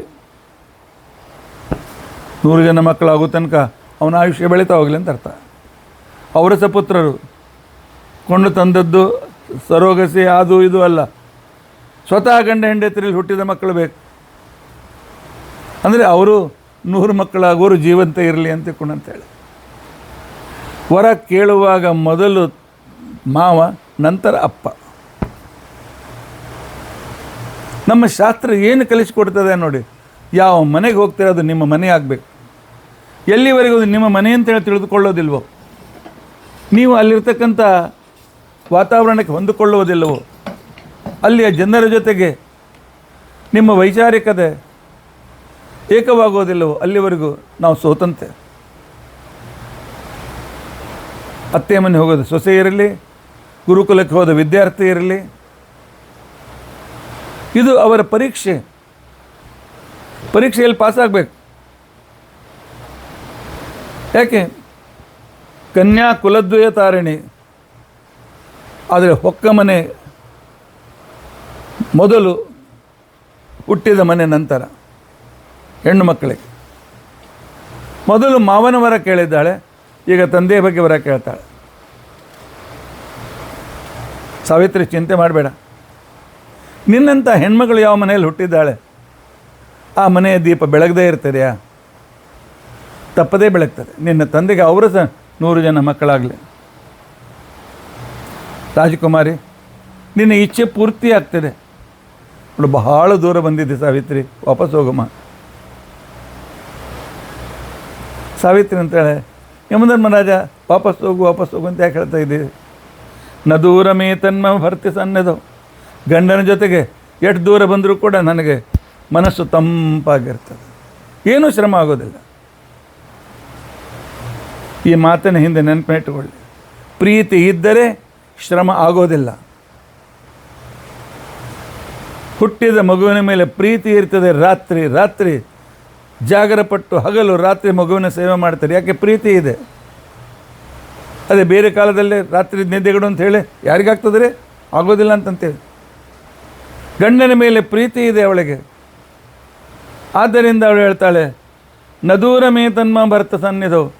ಗಂಡನ ಜೊತೆಗೆ ನಾನು ಬರ್ತಾ ಇದ್ದೇನೆ, ನನಗೇನು ಶ್ರಮ ಆಗ್ತಾ ಇಲ್ಲ, ನನ್ನ ಗಂಡ ಜೊತೆಯಲ್ಲಿದ್ದಾನೆ, ಆದ್ದರಿಂದ ನಾನು ಸಂತೋಷದಿಂದ ಇದ್ದೇನೆ. ಅಥವ್ರಜನ್ನೇವ ಗಿನಂ ಸಮುದ್ಯತಾಂ. ಹಾಗೂ ಕರೆದುಕೊಂಡು ಹೊರಟಿದ್ದೆ, ದಾರಿಯಲ್ಲಿ ಸುಮ್ಮನೆ ಹೋಗೋದು ಬದಲಾಗಿ ಸಜ್ಜನರ ಜೊತೆಯಲ್ಲಿದ್ದಾಗ ತತ್ವಜ್ಞಾನ ಚರ್ಚೆ ಮಾಡಬೇಕು ಅಂತಿದೆ ಯಮಧರ್ಮರಾಜ. ಆದ್ದರಿಂದಾಗಿ ಒಂದೆರಡು ಮಾತನ್ನು ಹೇಳ್ತೇನೆ. ವಿವಸ್ವತಸ್ತ್ವಂ ತನಯ ಪ್ರತಾಪವಾನ್. ನೀನು ಸೂರ್ಯನ ಮಗ ಯಮಧರ್ಮರಾಜ, ಆದ್ದರಿಂದಾಗಿ ನಿನಗೆ ವೈವಸ್ವತ ಅಂತಿಕೊಂಡಂತ ಕೂಡ ಹೆಸರಿದೆ. ಅಷ್ಟೇ ಅಲ್ಲ, ಎಲ್ಲ ಪ್ರಜೆಗಳನ್ನು ನೀನು ಅವರ ಯೋಗ್ಯತಾನುಸಾರವಾಗಿ ಸರಿಯಾಗಿ ಅವರ ಜೊತೆ ವ್ಯವಹಾರ ಮಾಡ್ತಿ. ಎಲ್ಲಿಯೂ ಪಾರ್ಸಾಲಿಟಿ ತೋರಿಸೋದಿಲ್ಲ, ಎಲ್ಲಿಯೂ ನಿನಗೆ ನ್ಯೂನತೆ ಇಲ್ಲ. ನನ್ನವರು ಅಂತಿಕೊಂಡಂತನ್ನು ಹೆಚ್ಚಿನ ಪಕ್ಷಪಾತವೂ ನಿನ್ನಲ್ಲಿಲ್ಲ. ಆದ್ದರಿಂದಾಗಿ ನಿನಗೆ ಧರ್ಮರಾಜ ಅಂತ ಹೆಸರು. ಆತ್ಮನ್ಯಪಿನ ವಿಶ್ವಾಸ ತಥಾ ಭವತಿ ಸತ್ಸುಯ ತಸ್ಮಾತ್ ಸತ್ಸು ವಿಶೇಷೇಣ ಸರ್ವ ಪ್ರಣಯಮಿಚ್ಛು. ನಿನ್ನ ಜೊತೆಗೆ ಎಷ್ಟು ಫ್ರೀಯಾಗಿ ನಾನು ಮಾತನಾಡ್ತಾ ಇದ್ದೆ. ಯಾಕೆ? ಸಜ್ಜನರಿಗೆ ಧರ್ಮದಿಂದ ಇರತಕ್ಕಂಥವ್ರಿಗೆ ಸಂತೋಷವಾಗ್ತದೆ. ನಾವು ಉದ್ಧಾರ ಆಗ್ತೇವೋ ಇಲ್ವೋ ಅಂತನ್ನೋದು ನಮ್ಮ ಬಗ್ಗೆ ಸಂಶಯ ಇರಬಹುದು, ಆದರೆ ಗುರುಗಳ ಬಗ್ಗೆ, ಸಜ್ಜನರ ಮೇಲೆ, ಜ್ಞಾನಿಗಳ ವಿಷಯದಲ್ಲಿ ಸಂಶಯ ಮಾಡೋದು ಬೇಡ. ನಿಶ್ಚಿತವಾಗಿಯೂ ಕೂಡ ಕಣ್ಮುಚ್ಚಿ ಅವ್ರ ಮೇಲೆ ವಿಶ್ವಾಸ ಇಡಿ. ಯಾರು ಸದಾಚರಣಶೀಲರಾಗಿದ್ದಾರೆ, ಯಾರು ಶಾಸ್ತ್ರಜ್ಞರಾಗಿದ್ದಾರೆ, ಯಾರು ಭಗವಂತನ ಭಕ್ತರಾಗಿದ್ದಾರೆ, ಯಾರು ಪರಮಾತ್ಮನ ವಿಷಯದಲ್ಲಿ ವಿಶೇಷವಾಗಿರ್ತಕ್ಕಂಥ ಭಕ್ತಿಯನ್ನು ಇಟ್ಟುಕೊಂಡಿದ್ದಾರೆ, ಅವರ ಮೇಲೆ ಸರ್ವ ತಸ್ಮಾತ್ ಸಸ್ಸು ವಿಶೇಷೇಣ, ಅಂಥವರ ಮೇಲೆ ವಿಶ್ವಾಸ ಇಡಿ. ಪರಮಾತ್ಮ ಅನುಗ್ರಹ ಮಾಡ್ತಾನೆ. ಗುರುವಿನ ಗುಲಾಮನಾಗದ ತನಕ ದೊರೆಯದಣ್ಣ ಮುಕ್ತಿ. ಅಷ್ಟೇ ಅಲ್ಲ, ಜಗತ್ತಿನಲ್ಲಿ ಪರಸ್ಪರ ಪ್ರೀತಿ ಅಂತ ತಿಳ್ಕೊಂಡಂತೆ ಅನ್ನೋದು ಯಾವಾಗಲೂ ಪ್ರೀತ್ಯಾಸ್ಪದರಿಗೆ ಒಳ್ಳೆಯದನ್ನು ನಾವು ಬಯಸ್ತೇವೆ. ಹಾಗೆ ಸಜ್ಜನರ ಪ್ರೀತಿಯನ್ನು ನಾವು ಗಳಿಸಿದರೆ, ಸಜ್ಜನರ ಆಶೀರ್ವಾದವನ್ನು ನಾವು ಗಳಿಸಿದರೆ ನಮಗೆ ಎಂದಿಗೂ ಅನಾನುಕೂಲತೆ ಆಗೋದಿಲ್ಲ. ಇಂಡೈರೆಕ್ಟ್ಲಿ ನೀನು ಸಜ್ಜನ ವ್ಯಕ್ತಿ, ನಿನ್ನನ್ನು ನಂಬಿದ್ದೇನೆ, ಆದ್ದರಿಂದಾಗಿ ನಿನ್ನಲ್ಲಿ ವಿಶ್ವಾಸ ಇಟ್ಟಿದ್ದೇನೆ, ನೀನು ನನ್ನನ್ನು ನಿರಾಶೆಗೊಳಿಸೋದಿಲ್ಲ ಅಂತನ್ನೋದನ್ನು ಇಂಡೈರೆಕ್ಟಾಗಿ ಸಾವಿತ್ರಿ ದೇವಿ ಯಮಧರ್ಮರಾಜನಿಗೆ ಹೇಳ್ತಾ ಇದ್ದಾಳೆ. ಹೌದು ಸಾವಿತ್ರಿ, ನೀನು ಹೇಳಿದ್ದು ಸರಿ ಇದೆ. ಹೌದು, ನೀನು ಹೇಳಿದಂತೆ ನಾನು ಕೂಡ ಕೇಳಿದ್ದೇನೆ, ನಾನು ಅನುಭವಿಸಿದ್ದೇನೆ. ಸಜ್ಜನರ ಮೇಲೆ ಕಣ್ಮುಚ್ಚಿ ವಿಶ್ವಾಸ ಇಡಬೇಕು. ಅವರು ನಿಜವಾಗಿಯೂ ಅನುಗ್ರಹ ಮಾಡ್ತಾರೆ. ಸಾವಿತ್ರಿ, ನಾನು ಕಿಂಚಿತ್ ಸಜ್ಜನ, ನಿನ್ನ ಮಾತಿನಿಂದ ಸಂತುಷ್ಟನಾಗಿದ್ದೇನೆ. ಸತ್ಯವಾನನ ಜೀವನವನ್ನು ಬಿಟ್ಟು 4ನೇ ವರ ಕೇಳು, ಕೊಡ್ತೇನೆ ನಿನಗೆ ಅಂತ ತಿಳ್ಕೊಂಡಂತೆ. ಯಮಧರ್ಮರಾಜ ಹೆಣ್ಣು ಮಕ್ಕಳು ಹುಟ್ಟಿದಾಗ ಅವರು ಒಂದು ಮರದಂತೆ. ಮರ ಎಲ್ಲರಿಗೂ ನೆರಳು ಕೊಟ್ಟು ಆಶ್ರಯ ಕೊಡುವ ಜೊತೆಯಲ್ಲಿ ತಿನ್ನುವುದಕ್ಕೋಸ್ಕರ ಹಣ್ಣನ್ನು ಕೂಡ ಕೊಡ್ತದೆ. ಅದೇ ರೀತಿಯಾಗಿ ಹೆಣ್ಮಗಳು ಫಲವತಿಯಾಗಬೇಕು, ಸಂತಾನವುಳ್ಳವಳಾಗಬೇಕು. ಸಂತಾನವೇ ಅವಳ ಫಲಗಳು. ಒಬ್ಬಳು ಗೃಹಿಣಿಯಾಗಿ ಸಂತಾನವನ್ನು ಕೊಡದೇ ಇದ್ದರೆ ಒಂದು ನ್ಯೂನತೆ ಇದೆ ಅಂತ ಅರ್ಥ. ಆದ್ದರಿಂದಾಗಿ ಆ ನ್ಯೂನತೆ ನನ್ನಲ್ಲಿ ಉಳಿಯಬಾರದು. ನನಗೆ 100 ಮಕ್ಕಳನ್ನು ಕೊಟ್ಟರೆ ಸಾಕು. ಒಳ್ಳೆಯವರು ಧಾರ್ಮಿಕರಾಗಿರಬೇಕು, ಬಲವೀರ್ಯ ಪರಾಕ್ರಮದಿಂದ ಕೂಡಿರಬೇಕು. ಆದ್ದರಿಂದಾಗಿ ನನಗೆ 100 ಮಕ್ಕಳನ್ನು ಅನುಗ್ರಹಿಸು ಅಂತ ತಿಳ್ಕೊಂಡು ಅಂತ ಹೇಳಿದಾಗ ಯಮಧರ್ಮರಾಜ ಹೇಳ್ತಾನೆ, ಆಗಲಿ, ಶತಾಸ್ತು ಶತಂ ಸುತಾನಾಂ ಬಲವೀರ್ಯಶಾಲಿನಾಂ ಭವಿಷ್ಯತಿ ಪ್ರೀತಿಕರಂ ತವಾ ಬಲೆ. ಸಾವಿತ್ರಿ, ಅಬಲೆ ಅಂತ ತಿಳ್ಕೊಂಡಿದ್ದೆ, ಅಬಲೆಯಾಗಿದ್ದರು ಸಬಲೆಯಾಗಿದ್ದೆ. ನಿನಗೆ ಧಾರ್ಮಿಕ ಬಲವೀರ್ಯಗಳಿಂದ ಯುಕ್ತರಾಗಿರ್ತಕ್ಕಂಥ ಮಕ್ಕಳನ್ನು ಆಗಲಿ ಅಂತ ನಾನು ಆಶೀರ್ವಾದ ಮಾಡ್ತಾಯಿದ್ದೆ. ಹೋಗಿ ಭಾಳ ದೂರ ಬಂದಿದ್ದಿ, ಹೋಗಿ ಸಾವಿತ್ರಿ. ಆವಾಗ ಸಾವಿತ್ರಿ ಹೇಳ್ತಾಳೆ, ಸತ್ಪುರುಷರ ಸಂಘ, ಸಜ್ಜನರ ಸಂಘ ವ್ಯರ್ಥವಾಗುವುದಿಲ್ಲ ಯಮಧರ್ಮರಾಜ. ಸತಾಂ ಸದಾ ಶಾಶ್ವತ ಧರ್ಮವೃತ್ತಿ. ಸಜ್ಜನರು ಯಾವಾಗಲೂ ಧರ್ಮದಲ್ಲಿ ಆಸಕ್ತರಾಗಿರ್ತಾರೆ. ಧರ್ಮದಲ್ಲಿರ್ತಕ್ಕಂಥವ್ರು ಎಂದಿಗೂ ದುಃಖಿತರಾಗೋದಿಲ್ಲ. ಸಜ್ಜನರ ಸಂಘ ಯಾರಿಗೆ ಸಿಗ್ತದೆ ಅದು ಎಂದಿಗೂ ವ್ಯರ್ಥವಾಗೋದಿಲ್ಲ. ಸಜ್ಜನರ ಆಶೀರ್ವಾದ ಇದ್ದರೆ ನಾವು ಭಯಪಡುವ ಕಾರಣವೂ ಇಲ್ಲ. ಯಾಕೆಂತಂದರೆ ಸಜ್ಜನರ ಸತ್ಯದ ಪುಣ್ಯ ಅಂತೇನಿದೆ, ನಯಂತಿ ಸೂರ್ಯಂ.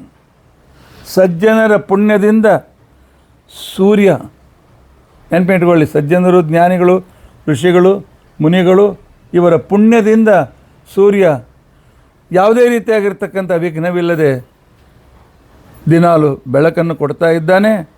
ತನ್ನ ಗತಿಯಲ್ಲಿ ನಿರ್ವಿಘ್ನವಾಗಿ ಮುಂದೆ ಹೋಗ್ತಾ ಇದ್ದಾನೆ. ಸಂತೋ ಭೂಮಿಂ ತಪಸಾ ಧಾರಯಂತಿ. ಭೂಮಿ ನಮ್ಮನ್ನು, ಪರ್ವತಗಳನ್ನು ಧಾರಣೆ ಮಾಡ್ತಾಳೆ. ಗ್ರಾವಿಟೇಷನ್ ಫೋರ್ಸ್ ಸಜ್ಜನರ ತಪಸ್ಸಿನಿಂದ ಅದಕ್ಕೆ ಬಂದಿದೆ. ಇಲ್ಲದೆ ಅದು ಭೂಕಂಪ ಆಗ್ತದೆ.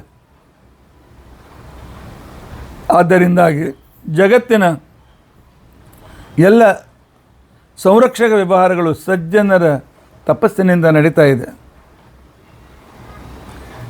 ಆದ್ದರಿಂದಾಗಿ ಸಜ್ಜನರ ಜೊತೆಯಲ್ಲಿರ್ತಕ್ಕಂಥ ವ್ಯಕ್ತಿಗೆ ಎಂದಿಗೂ ದುಃಖ ಆಗೋದಿಲ್ಲ. ಆರ್ಯವ್ಯುಷ್ಟಮಿದಂ ವೃತ್ತಂ. ಯಮಧರ್ಮರಾಜ, ನಾನು ಹೇಳೋ ಮಾತು ನನ್ನ ಮಾತಲ್ಲ, ನನ್ನ ಕಾಲ್ಪನಿಕ ಮಾತಲ್ಲ. ಆರ್ಯರು ಅಂತ ಪೂಜ್ಯರಾಗಿರ್ತಕ್ಕಂಥ ಅನೇಕ ಮಹಾತ್ಮರ ಮಾತು ಇದು. ಇದನ್ನು ಅರ್ಥ ಮಾಡಿಕೊಳ್ಬೇಕು. ಆದ್ದರಿಂದ ಸಜ್ಜನರ ಸಂಘ ಮಾಡಬೇಕು. ಸಂತಃ ಪರಾರ್ಥಂ ಕುರುವಾಣ. ಪರೋಪಕಾರ ಮಾಡ್ತಕ್ಕಂಥ ಸಜ್ಜನರು ಎಂದಿಗೂ ಕೂಡ ಸ್ವಾರ್ಥವನ್ನು ಮಾಡೋದಿಲ್ಲ. ಪರೋಪಕಾರಕ್ಕೋಸ್ಕರವೇ ತಮ್ಮ ಜೀವನವನ್ನು ಮುಡುಪಾಗಿಟ್ಟಿರ್ತಾರೆ. ಸಜ್ಜನರ ಸೇವೆ ಮಾಡಿದರೆ ಅವರ ಅನುಗ್ರಹ ಎಂದಿಗೂ ವ್ಯರ್ಥವಾಗೋದಿಲ್ಲ. ನಚ ಪ್ರಸಾದ ಸತ್ಪುರುಷೇಷು ಮೋಘ. ಅಷ್ಟೇ ಅಲ್ಲ, ಸಜ್ಜನರ ಜೊತೆಯಲ್ಲಿರುವಾಗ ಅವರು ಎಂದಿಗೂ ಸ್ವಾರ್ಥಿಗಳಲ್ಲ. ಅಲ್ಲಿ ಮಾನ ಸನ್ಮಾನದ ವಿಚಾರವೂ ಮಾಡೋ ಅವಶ್ಯಕತೆ ಇಲ್ಲ. ಅಲ್ಲಿ ನಮಗೆ ಎಂದಿಗೂ ಕೂಡ ಅಪಮಾನವೂ ಆಗೋದಿಲ್ಲ. ಅನುಗ್ರಹ ಮಾಡುವುದು, ತಮ್ಮ ಪುರುಷಾರ್ಥವನ್ನು ಸಾಧಿಸುವುದು, ಆನಂತರ ತಮ್ಮ ಮರ್ಯಾದೆಯಿಂದ ಇರುವುದು, ಇದು ಮೂರು ಸಜ್ಜನರಲ್ಲಿ ಯಾವಾಗಲೂ ಈ ಗುಣಗಳಿರೋದರಿಂದಾಗಿ ಅವರು ನಮ್ಮ ರಕ್ಷಕರಾಗಿರ್ತಾರೆ.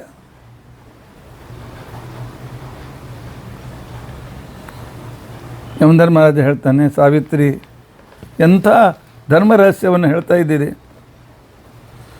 ಧರ್ಮ ಸಂಹಿತವಾಗಿರ್ತಕ್ಕಂಥ ನನಗೆ ಪ್ರಿಯವಾದದ್ದು ಧರ್ಮ. ನನಗೆ ಧರ್ಮರಾಜ ಅಂತ ಕರೀತಾರೆ. ಧರ್ಮದ ಮಾತು ಯಾರನ್ನಾಡಿದರೆ ನನಗೆ ಬಹಳ ಸಂತೋಷವಾಗ್ತದೆ. ಹೇಗೆ ನಿನ್ನ ಮಾತನ್ನು ಕೇಳ್ತಾ ಇದ್ದೆ, ಆಗ ನಿನ್ನ ಮೇಲೆ ನನಗೆ ಒಂದು ಆದರಯುಕ್ತ ಪ್ರೀತಿ ಉಂಟಾಗ್ತಾ ಇದೆ, ಭಕ್ತಿ ಉಂಟಾಗ್ತಾ ಇದೆ. ಭಕ್ತಿ ಪರಮಾತ್ಮನಲ್ಲಿ ಸರ್ವೋತ್ತಮ ಅಂತನ್ನೋ ಭಕ್ತಿ. ಸಾವಿತ್ರಿ ಮೇಲೆ ಎಂಥ ಒಳ್ಳೆ ಸಾಧ್ವಿ, ಸದ್ಗುಣಿ ಅಂತ ತಿಳ್ಕೊಂಡಂತನ್ನೋ ಪ್ರೀತಿ. ಆದ್ದರಿಂದಾಗಿ ನೀನು ವರಂ ವೃಣೀಶ್ವ ಪ್ರತಿಮಂ ಪತಿವ್ರತೆ. ನನ್ನ ಹತ್ರ ಇನ್ನೊಂದು ಶ್ರೇಷ್ಠ ವರ ಕೇಳು. ನಿನ್ನ ಮನಸ್ಸಿನಲ್ಲಿದ್ದ ಎಲ್ಲವನ್ನೂ ಕೂಡ ಕೇಳಬೇಡು ಅಂತ ತಿಳ್ಕೊಂಡಿದ್ದಾಳೆ.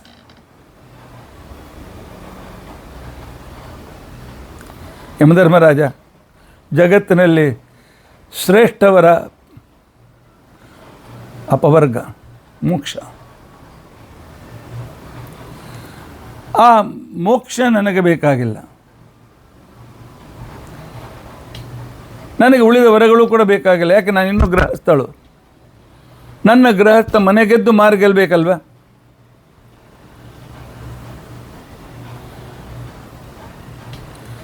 ನನ್ನ ಈಗ ಹೇಳುವಾಗ ಯಮಧರ್ಮರಾಜ ಬೇಕಂತಲೇ ಸತ್ಯವಾನನ್ ಬಿಟ್ಟು ಅಂತ ಅನ್ನಲಿಲ್ಲ. ಪರಂ ವೃಣೆ ಜೀವತು ಸತ್ಯವಾನಯಂ.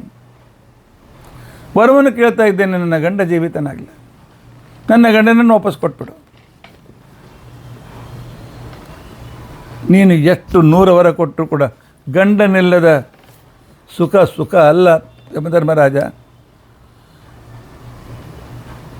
ಗಂಡನಿಲ್ಲದ ಸ್ವರ್ಗ ನನಗೆ ಬೇಕಾಗಿಲ್ಲ, ಗಂಡನಿಲ್ಲದ ಸುಖ ನನಗೆ ಬೇಕಾಗಿಲ್ಲ, ಗಂಡನಿಲ್ಲದ ಸಂಪತ್ತಿ ನನಗೆ ಬೇಕಾಗಿಲ್ಲ, ಗಂಡನಿಲ್ಲದ ಈ ಜೀವನವೂ ನನಗೆ ಬೇಕಾಗಿಲ್ಲ. ಅಷ್ಟೇ ಅಲ್ಲ, ದೇವತೆಗಳ ಮಾತು ಸುಳ್ಳಾಗೋದಿಲ್ಲ. ನೀನು 100 ಮಕ್ಕಳಾಗಲಿ ಅಂತ ವರ ಕೊಟ್ಟಿದ್ದೆ, ನೀನೇ ಕೊಟ್ಟಿದ್ದೆ ಪರಮ ಯಮಧರ್ಮರಾಜ. ಗಂಡ ಇಲ್ಲದೆ 100 ಮಕ್ಕಳನ್ನು ಪಡೀಲಿಕ್ಕಾಗ್ತದೆಯಾ? ಅಥವಾ ಗಂಡನಿನ ಬಿಟ್ಟು ಬೇರೆಯಿಂದ ಮಕ್ಕಳನ್ನು ಪಡೀಲಿಕ್ಕೆ ನಾನೇನು ಅಷ್ಟು ಪತಿತಳೆ?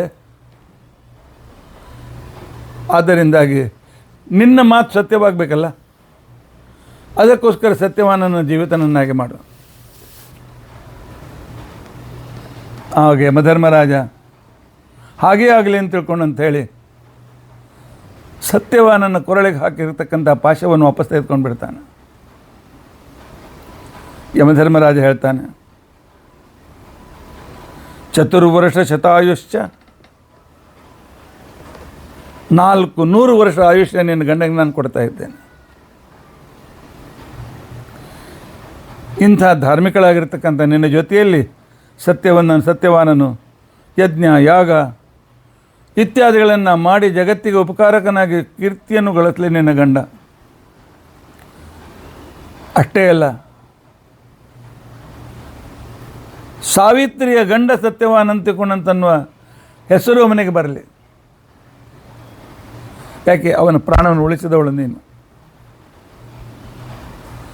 ಅಷ್ಟೇ ಅಲ್ಲ,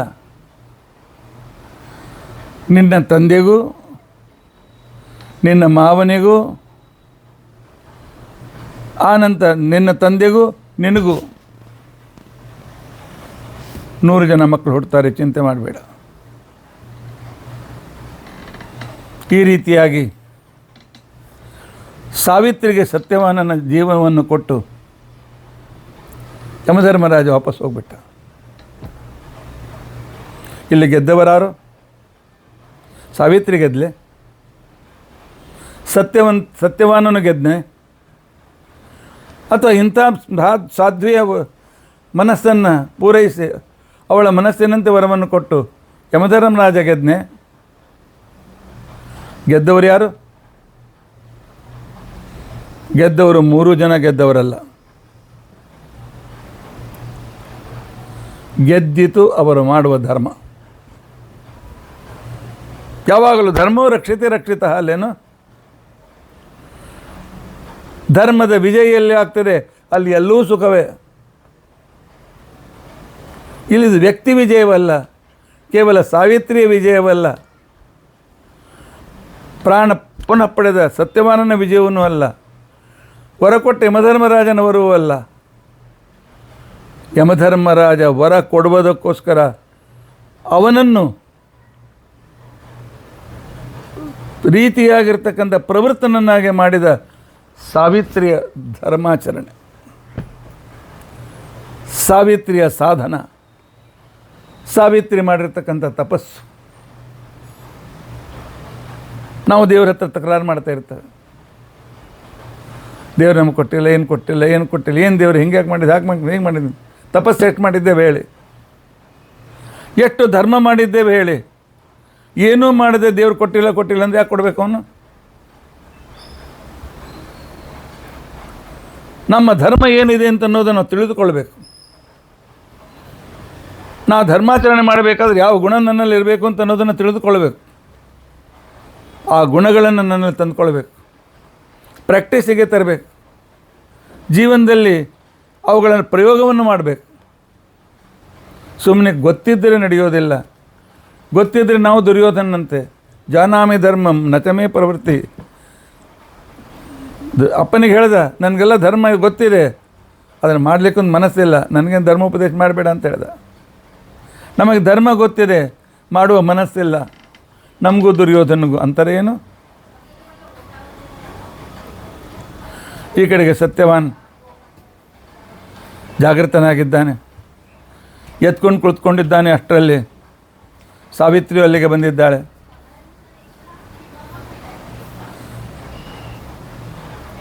ಬಾಳುತ್ತಾಯ್ತು ಮಲ್ಕೊಂಡು. ಸತ್ಯವಾನ, ಹೇಳಪ್ಪ ಪತಿದೇವ, ಏಳು ಏಳು ಅಂತಂದು ಆ ಕ್ಷಣಕ್ಕೆ ಎದ್ದು ಕೂತ್ಕೊಂಡಿದ್ದಾನೆ. ಎಲ್ಲ ಕಡೆಗೆ ನೋಡ್ತಾ ಇದ್ದಾನೆ, ಎಲ್ಲ ಕಡೆ ಕತ್ಲು. ಆ ಕಾಲದಲ್ಲಿ ಅವನು ಹೇಳ್ತಾನೆ, ನಾನು ಹಣ್ಣು ಹಂಪಲು ಕಟ್ಟಿಗೆ ತುಳಸಿ ಇತ್ಯಾದಿ ತರಲು ಕಾಡಿಗೆ ಬಂದಿದ್ದೆ.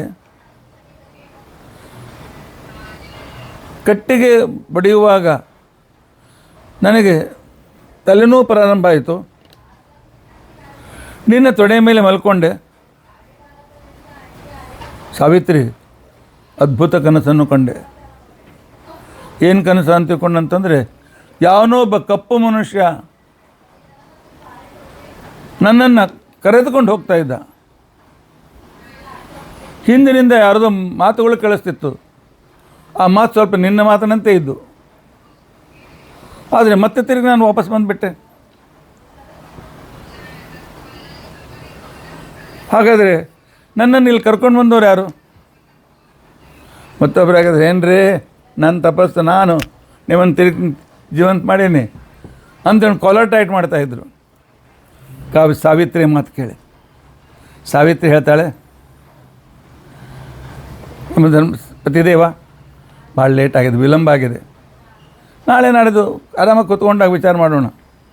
ಈಗ ಸದ್ಯಕ್ಕೆ ಹೇಳು, ಪಾಪ ಹಿರಿಯರಾಗಿರ್ತಕ್ಕಂಥ ತಂದೆ ತಾಯಿಗಳು ದಾರಿ ಕಾಯ್ತಾ ಇರ್ತಾರೆ ಅಂತ ಅಂದಂಗೆ. ಹೌದು ಹೌದು, ಕತ್ಲೆ ಆಯಿತು, ರಾತ್ರಿ ಮಧ್ಯರಾತ್ರಿ ಅಂತ ಕಾಣ್ತದೆ. ಸಾಯಂಕಾಲ 4-5 ಗಂಟೆಗೆ ಮನೆಗೆ ಮುಟ್ಟದೇ ಇದ್ದರೆ ಅಪ್ಪ ಅಮ್ಮ ಕಣ್ಣಿಲ್ಲ ನಮ್ಮಪ್ಪನಿಗೆ. ಆ ಆಶ್ರಮ ಈ ಆಶ್ರಮ ಈ ಆಶ್ರಮ ಅಂತ ತಿಳ್ಕೊಂಡು ಅಂತೇಳಿ ಎಲ್ಲಿದ್ದಾನೆ ನನ್ನ ಸತ್ಯವಾನ, ಎಲ್ಲಿದ್ದಾನೆ ಸತ್ಯವಾನ ಅಂತ ಹುಡುಕ್ತಾ ಇದ್ದರು. ಈಗ ರಾತ್ರಿ ಮಧ್ಯರಾತ್ರಿ ಆಗಿದೆ. ಎಲ್ಲಿ ಹುಡುಕ್ತಾ ಇರ್ತಾರೋ ಯಾರಿಗೂ ಗೊತ್ತು. ಹುಡುಕ್ತಾ ಕಾಡಿಗೆ ಬಂದಿದ್ದಾರೆ ಯಾರಿಗೂ ಗೊತ್ತು. ಯಾವ ಪ್ರಾಣಿಗಳ ಕೈಯಲ್ಲಿ ಸಿಕ್ಕಿದ್ದಾರೆ ಯಾರಿಗೂ ಗೊತ್ತು. ಇಲ್ಲ ಇಲ್ಲ, ಆ ವೃದ್ಧರಿಗೆ ಇನ್ನೂ ಆಗಬಾರ್ದು. ಸಾವಿತ್ರಿ, ನನ್ನ ತಂದೆ ತಾಯಿಗೆ ಏನಾದರೂ ಆದರೆ ಅಹಂ ಸಂಶಯಂ ಪ್ರಾಪ್ತ, ನನ್ನ ಪ್ರಾಣವು ಕೂಡ ಉಳಿಯೋದಿಲ್ಲ ಸಾವಿತ್ರಿ. ಪಿತೃಭಕ್ತಿ. ನಾನು ಕೆಲವು ಶ್ಲೋಕ ಬಿಟ್ಟು ಒಂದೆರಡು ಶ್ಲೋಕ ಇಟ್ಕೊಂಡು ಹೇಳ್ತಾ ಇದ್ದೇನೆ. ಎಷ್ಟೋ ಸಲ ಹೇಳ್ತಾರೆ, ಸತ್ಯವಾನ್ ನೀನು ಒಬ್ಬನೇಪ್ಪ ನಮಗೆ ಆಶ್ರಯ, ನೀನು ಬಿಟ್ಟು ಯಾರಿದ್ದಾರೆ ಹೇಳು, ನೀನು ಇಲ್ಲದೇ ಇದ್ದರೆ ನಾವು ಪ್ರಾಣ ಉಳಿಯೋದಿಲ್ಲಪ್ಪ ಅಂಥೇಳಿ ನಮ್ಮ ಮೇಲೆ ಪ್ರೀತಿ ಮಾಡ್ತಾರೆ ಅವ್ರು, ನಮ್ಮ ಅಪ್ಪ ಅಮ್ಮ. ಆದ್ದರಿಂದ ಅವರು ಬಹಳ ದುಃಖಿತರಾಗಿರಬೇಕು. ನಡಿ ಸಾವಿತ್ರಿ, ಬೇಗ ಬೇಗ ಹೋಗೋಣ ಅಂತ ಸತ್ಯವಾನ ಸಾವಿತ್ರಿಯನ್ನು ಕರೆದುಕೊಂಡು ನಡೆದಿದ್ದಾರೆ.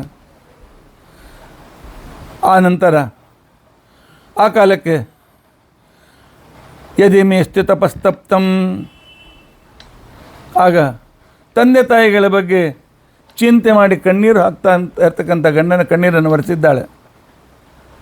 ಪತಿದೇವ, ನಾನು ಇಲ್ಲಿವರೆಗೆ ಏನಾದರೂ ತಪಸ್ಸನ್ನು ಮಾಡಿದ್ದು ನಿಜವಾಗಿದ್ದರೆ, ನಾನು ದಾನವನ್ನು ಕೊಟ್ಟದ್ದು ಕೃಷ್ಣಾರ್ಪಣ ಅಂತೇಳಿ ಭಗವಂತನ ಅಂತರ್ಯಾಮಿ ಪರಮಾತ್ಮನಿಗೋಸ್ಕರ ದಾನ ಕೊಟ್ಟದ್ದು ನಿಜವಾಗಿದ್ದರೆ, ಯಜ್ಞ ಯಾಗಾದಿಗಳಲ್ಲಿ ನಿನ್ನ ಜೊತೆಗೆ ಭಾಗವಹಿಸಿದ್ದು ಶ್ರದ್ಧೆಯಿಂದ ನಾನು ಭಾಗವಹಿಸಿದ್ದರೆ, ನನ್ನ ಅತ್ತೆ ಮಾವಂದರಿಗೆ ಏನೂ ಆಗೋದು ಬೇಡ. ಇಂಥ ಸೊಸೆಯನ್ನು ಪಡೆಯೋದು ಎಷ್ಟು ಪುಣ್ಯ ಮಾಡಿರಬೇಕಲ್ಲ. ಆ ಕಾಲದಲ್ಲಿ ಇಬ್ಬರು ಎದ್ದಿದ್ದಾರೆ. ಸತ್ಯವನ್ನು ನಡೀಲಿಕ್ಕೆ ಆಗ್ತಾ ಇಲ್ಲ. ಸಾವಿತ್ರಿ ತನ್ನ ಕೂದಲು ಸರಿ ಮಾಡಿಕೊಂಡಿದ್ದಾಳೆ, ಗಂಡನ್ನು ಹಿಡಿದುಕೊಂಡಿದ್ದಾಳೆ. ಆ ನಂತರ ಬಲಗೈಯಿಂದ ಅವನ ಸೊಂಟಕ್ಕೆ ಕೈ ಹಾಕಿ ಅವನಿಗೆ ಆಶ್ರಯ ಕೊಟ್ಟಿದ್ದಾಳೆ. ಆ ನಂತರ ಅವನ ಕೈಯನ್ನು ತನ್ನ ಹೆಗಲ ಮೇಲೆ ಹಾಕ್ಕೊಂಡು ಎಡಗೈಯಿಂದ ಅವನ ಕೈಯನ್ನು ಗಟ್ಟಿಯಾಗಿ ಹಿಡಿದುಕೊಂಡಿದ್ದಾಳೆ. ಹೆಜ್ಜೆಗೆ ಜೊತೆ ಜೊತೆಯಾಗಿ ಅವನನ್ನು ಬೀಳದಂತೆ ಕರೆದುಕೊಂಡು ಹೋಗ್ತಾ ಇದ್ದಾಳೆ. ಈ ಕಡೆಯಲ್ಲಿ ದ್ಯುಮತ್ಸೇನ ಸತ್ಯವಾನನಪ್ಪ. ಸಾಯಂಕಾಲವಾಯಿತು, ರಾತ್ರಿ ಆಯಿತು. ಆ ಕಾಲದಲ್ಲಿ ಮಗ ಬರಲಿಲ್ಲ, ಸೊಸೆ ಬರಲಿಲ್ಲ. ಆ ಕಾಲದಲ್ಲಿ ಆಶ್ರಮ ತಿರುಗ್ತಾ ಇದ್ದಾರೆ. ಅವ್ರಿಗೆ ನನ್ನ ಸತ್ಯವಾನೆಯಲ್ಲಿದ್ದಾನೆ, ನನ್ನ ಸೊಸೆಯಲ್ಲಿದ್ದಾಳೆ, ನನ್ನ ಮಗ ಸೊಸೆಯಲ್ಲಿ ಕಾಣಿಸ್ತಾ ಇಲ್ಲ, ಅಷ್ಟು ಪ್ರೀತಿ ಮಗ ಸೊಸೆಯ ಮೇಲೆ. ಆಗ ಅಲ್ಲಿರ್ತಕ್ಕಂತಹ ಸುವರ್ಚ ಅಂತಕ್ಕಂತಹ ಋಷಿಪತ್ನಿ ಹೇಳ್ತಾಳೆ, ಯಥಾಸ್ಯ ಭಾರ್ಯ ಸಾವಿತ್ರಿ. ಯಾಕೆ ಚಿಂತೆ ಮಾಡ್ತೀರಿ ದ್ಯುಮತ್ಸೇನರೇ? ಏನು ಚಿಂತೆ ಮಾಡಬೇಡಿ. ತಪಸ್ವಿನಿಯಾಗಿರ್ತಕ್ಕಂತಹ, ಪತಿವ್ರತೆಯಾಗಿರ್ತಕ್ಕಂತಹ, ಸದಾಚರಣಶೀಲಲಾಗಿರ್ತಕ್ಕಂತಹ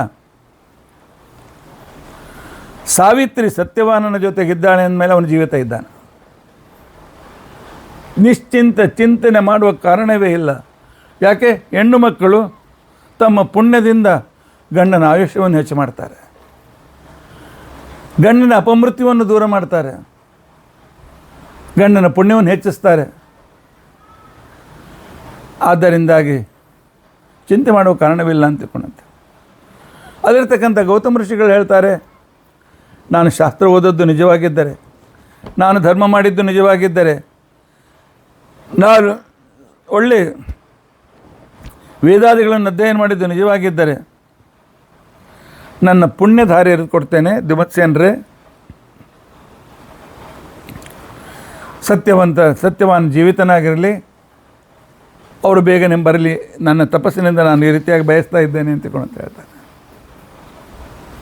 ಗೌತಮರ ಶಿಷ್ಯ ಹೇಳ್ತಾನೆ, ದ್ಯುಮತ್ಸೇನ ವೃದ್ಧರಿಗೆ ಚಿಂತೆ ಮಾಡಬೇಡಿ, ನಮ್ಮ ಗುರುಗಳು ಹೇಳಿದ್ದಾರೆ ಅಂದಮೇಲೆ ಸತ್ಯವೇ ಆಗ್ತದೆ ಅಂತೇಳಿ ಋಷಿಗಳು ಹೇಳ್ತಾರೆ. ಯಾವ ಸತ್ಯವಾನನಿಗೆ ಸಾವಿತ್ರಿ ಅಂತ ಹೆಂಡತಿ ಇದ್ದಾಳೆ, ಅವಳಿಗೆ ವೈದವ್ಯ ಇಲ್ಲ, ನಿನ್ನ ಮಗನಿಗೆ ಮೃತ್ಯು ಸದ್ಯಕ್ಕೆ ಇಲ್ಲ, ಚಿಂತೆ ಮಾಡಬೇಡಿ ಅಂತ ತಿಳ್ಕೊಂಡಂತೇಳಿ. ದಾಲ್ವ ಋಷಿಗಳು ಹೇಳ್ತಾರೆ, ನಾನು ಸಾವಿತ್ರಿ ವ್ರತ ಮಾಡೋದನ್ನು ನೋಡಿದ್ದೇನೆ, ಸಾವಿತ್ರಿ ಮಾಡುವ ಧರ್ಮ ನೋಡಿದ್ದೇನೆ, ಸಾವಿತ್ರಿ ಮಾಡುವ ಸಜ್ಜನರ ಸೇವೆಯನ್ನು ನೋಡಿದ್ದೇನೆ. ಇಂಥ ಸಂದರ್ಭದಲ್ಲಿ ಕಥಾ ಆಹಾರಮ್ಮ ಕೃತ್ವ, ಸಾವಿತ್ರಿ ವ್ರತ ಮಾಡಿದ್ದಾಳೆ, ಅವಳು ವಟಸಾವಿತ್ರಿ ವ್ರತ ಮಾಡಿದ್ದಾಳೆ. ಸತ್ಯವಾನನಿಗೆ ಏನಾಗೋದಿಲ್ಲ, ಚಿಂತೆ ಮಾಡಬೇಡ, ನಿನ್ನ ಮಗ ಸೊಸೆ ಇಬ್ಬರು ಜೀವಿತರಿದ್ದಾರೆ, ಬರ್ತಾ ಇದ್ದಾರೆ. ಆಪಸ್ತಂಭ ಋಷಿಗಳು ಹೇಳ್ತಾರೆ, ಗಿಡಗಳ ಆ ಎಲೆಗಳ ಧ್ವನಿ, ಪಕ್ಷಿಗಳ ಕೂಗು,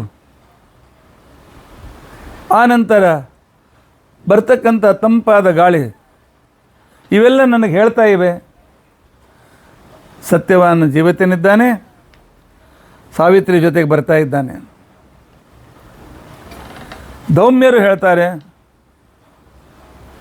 ನಿನ್ನ ಮಗನೂ ಸತ್ಯವಂತನಲ್ಲ, ನಿನ್ನ ಮಗನೂ ಕೂಡ ಸತ್ಯವಂತನಾಗಿದ್ದಾನೆ, ಧರ್ಮಶೀಲನಾಗಿದ್ದಾನೆ, ಹಿರಿಯರ ಆಶೀರ್ವಾದದಿಂದ ಯುಕ್ತನಾಗಿದ್ದಾನೆ, ಸಾವಿತ್ರಿ ಅಂತ ಹೆಂಡತಿಯನ್ನು ಪಡೆದಿದ್ದಾನೆ, ನಿಶ್ಚಿತವಾಗಿಯೂ ಜೀವಂತನಿದ್ದಾನೆ, ಚಿಂತೆ ಮಾಡಬೇಡ. ಮಾರ್ಕಂಡ್ಯ ಋಷಿಗಳು ಹೇಳ್ತಾರೆ, ಪಾಂಡವರಿಗೆ ಈ ರೀತಿಯಾಗಿ ಅನೇಕ ಋಷಿಗಳು ಅವರಿಗೆ ಸಮಾಧಾನ ಮಾಡಿರ್ತಕ್ಕಂಥ ಸಂದರ್ಭದಲ್ಲಿ ಆಗ ಅವರು ಅಳುವುದನ್ನು ಬಿಟ್ಟಿದ್ದಾರೆ. ಮಧ್ಯರಾತ್ರಿ ಆದರೂ ಬರಲಿಲ್ಲ ಅಂತ ದುಃಖ ಕಡಿಮೆಯಾಗಿದೆ, ಬರ್ಬೋದು ಅಂತ ಆಸೆ ಇಟ್ಟಿದ್ದಾರೆ. ಅಷ್ಟರಲ್ಲಿ ಒಂದು 15 ನಿಮಿಷದಲ್ಲಿ ಸಾವಿತ್ರಿ ಸತ್ಯವಾನ ಜೊತೆಗೆ ಆಶ್ರಮಕ್ಕೆ ಬಂದಿದ್ದಾಳೆ. ತನ್ನ ಮಗನ ಜೊತೆಯಲ್ಲಿ ತನ್ನ ಸೊಸೆ ಬಂದದ್ದನ್ನು ನೋಡಿ ಎಲ್ಲ ಬ್ರಾಹ್ಮಣರು ದ್ಯುಮತ್ಸೇನ ಜಯವಾಗಲಿ, ದ್ಯುಮತ್ಸೇನ ಜಯವಾಗಲಿ, ನಿನ್ನ ಮಗ ಸೊಸೆಗೂ ಒಳ್ಳೆಯದಾಗಲಿ ಅಂತ ಹೇಳಿದ್ದಾರೆ. ಆಗ ದ್ಯುಮತ್ಸೇನ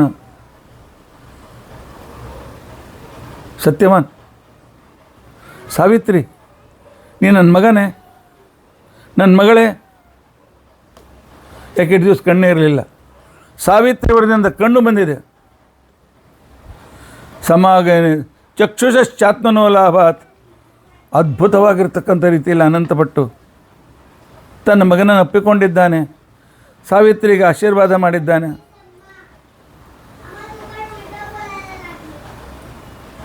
ಇಂಥ ಸಂದರ್ಭದಲ್ಲಿ ಆಗ ಅಲ್ಲಿರ್ತಕ್ಕಂಥ ಬ್ರಾಹ್ಮಣರು ಅವರೆಲ್ಲರ ಮೇಲೆ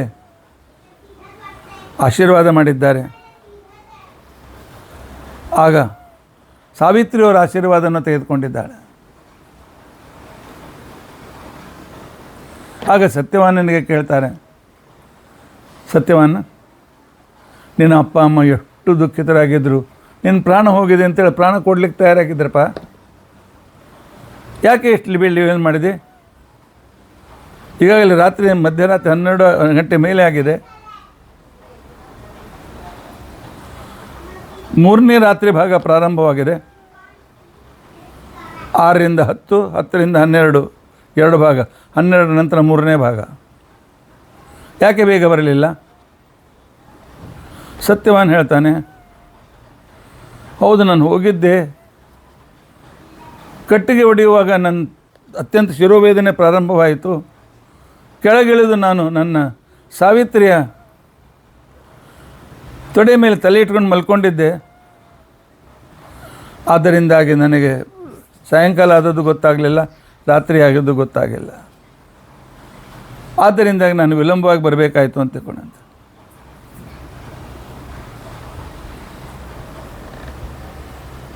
ಗೌತಮ್ನ ಹೇಳ್ತಾರೆ, ನಿನ್ನ ಮಾವನಿಗೆ ಒಮ್ಮೆಲೆ ಕಣ್ಣು ಬಂದುಬಿಟ್ಟಿದೆ.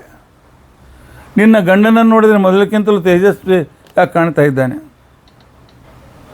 ನಿನಗೆ ಇದರ ಕಾರಣ ಗೊತ್ತಿದೆ ಸಾವಿತ್ರಿ. ಇದ್ದದ್ದನ್ನು ಬಾಯ್ಬಿಟ್ಟು ಹೇಳು ಅಂತ ತಿಳ್ಕೊಂಡು ಅಂತಕ್ಕಂಥ ಸಂದರ್ಭದಲ್ಲಿ ಆ ಕಾಲಕ್ಕೆ ಸಾವಿತ್ರಿ ಹೇಳ್ತಾಳೆ, ಹಿರಿಯರೇ, ನೀವು ಕೇಳಿದ ಮೇಲೆ ನಾನು ಮುಚ್ಚಿಡ್ಲಿಕ್ಕಾಗ್ತದೆಯಾ? ಅಥವಾ ನಿಮ್ಮಿಂದ ನಾನು ಯಾವುದನ್ನು, ನಿಮ್ಮ ಎದುರಿಗೆ ನಮ್ಮ ರಹಸ್ಯ ಯಾವುದಿದೆ? ನೀವೆಲ್ಲೂ ತ್ರಿಕಾಲಜ್ಞರು. ಇವತ್ತು ನನ್ನ ಗಂಡನ ಮರಣ ಇದೆ ಅಂತ ನನಗೆ ಗೊತ್ತಿತ್ತು, ನಾರದರು ಮೊದಲೇ ಹೇಳಿದರು. ಅದಕ್ಕೋಸ್ಕರ ನಾನು ಗಂಡನನ್ನು ಉಳಿಸಬೇಕು, ಯಮಧರ್ಮರಾಜನ ಜೊತೆಗೆ ಅವನ ಅನುಗ್ರಹ ಪಡೆಯುವಂತೆ ನಾನು 4 ಪ್ರಾರ್ಥನೆ ಮಾಡಿ 4 ಮಾತಾಡಬೇಕು ಅಂತ ತಿಳ್ಕೊಂಡು ಅಂತೇಳಿ ನಾನು ಅವನ ಜೊತೆಗೆ ಹೋಗಿದ್ದೆ, ನನ್ನ ಗಂಡನ ಜೊತೆಗೆ ಹೋಗಿದ್ದೆ. ಯಮಧರ್ಮರಾಜನ್ನು ಗಂಡನ ಪ್ರಾಣ ತೆಗೆದುಕೊಂಡು ಹೋಗಿ ಅವನ ಹಿಂದೆಯೂ ಕೂಡ ಹೋದೆ. ನೀವು ನಿಮ್ಮಂಥ ಮಹಾನುಭಾವರು ಕಲಿಸಿದ 4 ಶಬ್ದ ಮಾತನಾಡಿದೆ, ಧರ್ಮ ಹೀಗಿದೆ, ಧರ್ಮ ಹಾಗಿದೆ ಅಂತ ತಿಳ್ಕೊಂಡು ಅಂತೇಳಿ ಆ ಯಮಧರ್ಮರಾಜನ್ನು ಸ್ತೋತ್ರ ಮಾಡಿದೆ. ಆಗ ಯಮಧರ್ಮರಾಜ ನನಗೆ 5 ವರಗಳನ್ನು ಕೊಟ್ಟಿದ್ದಾನೆ. ಮೊದಲನೇದ್ದು ನನ್ನ ಮಾಮನಿಗೆ ಕಣ್ಣುಗಳು, ನಂತರ ಅವರ ರಾಜ್ಯ ವಾಪಸ್ ಸಿಗ್ತದೆ, ಇಷ್ಟರಲ್ಲಿ ಅವರು ರಾಜ್ಯವೂ ಕೂಡ ಸಿಗ್ತದೆ. ಆ ನಂತರ 3ನೇ ವರ ನನ್ನ ತಂದೆಗೆ ಒಳ್ಳೆಯ ಔರಸರಾಗಿರ್ತಕ್ಕಂಥ 100 ಜನ ಮಕ್ಕಳು. 4ನೇ ವರ ನನಗೆ 100 ಜನ ಮಕ್ಕಳು. 5ನೇ ವರ ನನ್ನ ಗಂಡನಿಗೆ 400 ವರ್ಷ ಆಯುಷ್ಯ. ಈ ರೀತಿಯಾಗಿ ನಾನು ವರವನ್ನು ಪಡೆದಿದ್ದೇನೆ. ಯಮಧರ್ಮರಾಜ ನನ್ನ ಮೇಲೆ ಅನುಗ್ರಹವನ್ನು ಮಾಡಿದ್ದಾನೆ. ಆಗ ಅಲ್ಲಿರ್ತಕ್ಕಂಥ ಋಷಿಗಳು ಇದನ್ನೆಲ್ಲ ಕೇಳಿ ಆ ಕಾಲಕ್ಕೆ ಹೇಳ್ತಾರೆ, ತ್ವಯಾ ಸುಶೀಲ ವ್ರತ ಪುಣ್ಯಯ ಕುಲಂ ಸಮುದ್ರತಂ ಸಾಧ್ಯ ಪುನಃ ಕುಲೀನಯ. ಸಾವಿತ್ರಿ, ಜಗತ್ತಿಗೆ ಆದರ್ಶಗಳಾಗುತ್ತಾಯಿ. ನಿನ್ನಂಥ ತಪಸ್ವಿನಿ, ತಪಸ್ಸು ಉಳ್ಳವಳು, ನಿನ್ನಂತಹ ಆದರ್ಶವುಳ್ಳವಳು, ನಿನ್ನಂತಹ ಸಾಧಕಳು ಈ ಮನೆಯನ್ನು ಉದ್ಧಾರ ಮಾಡಿದೆ. ಕನ್ಯಾ ಕುಲದ್ವಯ ತಾರಿಣಿ. ನಿನ್ನ ಅಪ್ಪನಿಗೂ ನಿನಗೆ ತಮ್ಮಂದರಾಗುವಂತೆ ರೀತಿ ನಿಮ್ಮ ಅಪ್ಪನಿಗೆ ವರ ಕೇಳಿದೆ. ಇಲ್ಲಿ ರಾಜ್ಯ, ಕಣ್ಣು ಮತ್ತು ನಿನಗೆ ಮಕ್ಕಳನ್ನು, ನಿನ್ನ ಗಂಡನಿಗೆ ಆಯುಷ್ಯ ಕೇಳಿದೆ. ಮುಂದೆ ಜಗತ್ತಿನಲ್ಲಿ ಇಂಥ ಒಳ್ಳೆಯ ಸಾಧ್ವಿ ಧಾರ್ಮಿಕ ಹುಡುಗಿಯನ್ನು ಮನೆಗೆ ಸೊಸೆಯನ್ನಾಗಿ ತೆಗೆದುಕೊಂಡು ಬಂದರೆ ಮನೆ ನಂದನವನವಾಗ್ತದೆ. ಧರ್ಮ ಇಲ್ಲದ ಬಂದ ಸೊಸೆ ಮನೆ ಹಾಳು ಮಾಡ್ತಾಳೆ. ಆದ್ದರಿಂದಾಗಿ ಇಂಥ ಕುಲೀನಳಾಗಿರ್ತಕ್ಕಂಥ ಹೆಣ್ಣು ಮಗಳು 2 ಕುಲವನ್ನು ಉದ್ಧಾರ ಮಾಡ್ತಾರೆ ಅಂತ ನಾವು ಶಾಸ್ತ್ರದಲ್ಲಿ ಕೇಳಿದ್ದೆವು.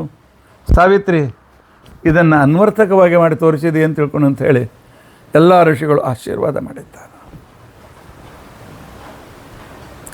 1 ಗಂಟೆ ಮೀರಿತು. ನಾವು ಕಲ್ತದ್ದೇನು? ಧರ್ಮ, ಸ್ವಧರ್ಮದ ಪರಿಪಾಲನೆ, ಸಜ್ಜನರ ಸಂಘ, ತಪಸ್ಸು, ಸತ್ಯ. ಪುನಃ ಪುನಃ ಇವುಗಳನ್ನು ನೆನಪು ಮಾಡಿಕೊಂಡು ಅದ್ರ ಒಂದು ಸ್ವಲ್ಪ ಅಂಶ ಆದರೂ ನಮ್ಮ ಜೀವನದಲ್ಲಿ ನಮಗೆ ಬರಬೇಕು. ನಾವು ಧರ್ಮಾಚರಣೆ ಒಂದು ದಿವಸ ಬಿಡಬಾರ್ದು. ನಾವು ಕಾಮಕ್ರೋಧದಿಂದ ದೂರ ಇರಲಿಕ್ಕೆ ಪ್ರಯತ್ನಿಸಬೇಕು. ಕಾಮ ಮತ್ತು ಸಿಟ್ಟಿಗೆ ಬರುವಿಕೆ ನಮ್ಮನ್ನು ಹಾಳು ಮಾಡ್ತಾರೆ. ಗುರುಭಕ್ತಿ, ಯಾಕೆಂದ್ರೆ ಅವ್ರು ಹೇಳ್ತಾಳೆ, ಗುರುಭಕ್ತಿ ಇದ್ದದ್ರಿಂದಲೇ ನಾನು ಯಮನ ಧರ್ಮರಾಜನ ಜೊತೆಗೆ ಬರಲಿಕ್ಕೆ ಸಾಧ್ಯ ಇದ್ದೇನೆ ಅಂತಕೊಂಡಂತೆ. ಗುರುಭಕ್ತಿ, ಭಗವಂತನ ಭಕ್ತಿ, ಸಜ್ಜನರ, ಸ್ವಾಮಿಗಳಂಥ ಮಹಾನುಭಾವರ ಆಶೀರ್ವಾದ, ಇವೇ ನಮ್ಮ ಜೀವತ್ತಿನ ಸಂಪತ್ತು ಅಂತ ತಿಳ್ಕೊಂಡಂತೆ ನಾವು ತಿಳಿದುಕೊಳ್ಳೋಣ.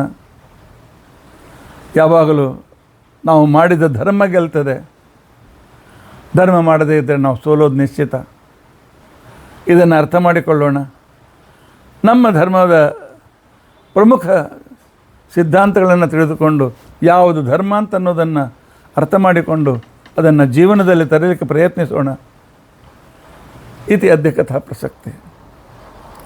ಹರೇ ರಾಮ ರಾಮ ರಾಮ ಹರೇ ಹರೇ, ಹರೇ ಕೃಷ್ಣ ಕೃಷ್ಣ ಕೃಷ್ಣ ಹರೇ ಹರೇ. ಉಗ್ರಂ ವೀರಂ ಮಹಾವಿಷ್ಣುಂ ಜ್ವಲಂತಂ ಸರ್ವತೋಮುಖಂ ನೃಸಿಂಹಂ ಭೀಷಣಂ ಭದ್ರಂ ಮೃತ್ಯುಂ ನಮಾಮ್ಯಹಂ. ಅಕ್ಷಯಂ ಕರ್ಮ ಯಸ್ಮಿನ್ ಪರೇ ಸ್ವರ್ಪಿತಂ ಪ್ರಕ್ಷಯಂ ಯಾಂತಿ ದುಃಖಾನಿ ಯನ್ನಾಮತಃ. ಅಕ್ಷರೋ ಯೋಜರ ಸರ್ವದೇವಾಮೃತಃ ಕುಕ್ಷಿಗಂ ಯಸ್ಯ ವಿಶ್ವಂ ಸದಾಜಾಧಿಕಂ. ಪ್ರೀಣಯಾಮೋ ವಾಸುದೇವಂ ದೇವತಾಮಂಡಲ ಖಂಡವಂಡನಂ. ಶ್ರೀಕೃಷ್ಣಾರ್ಪಣಮಸ್ತು. ಶ್ರೀಕೃಷ್ಣಾರ್ಪಣ.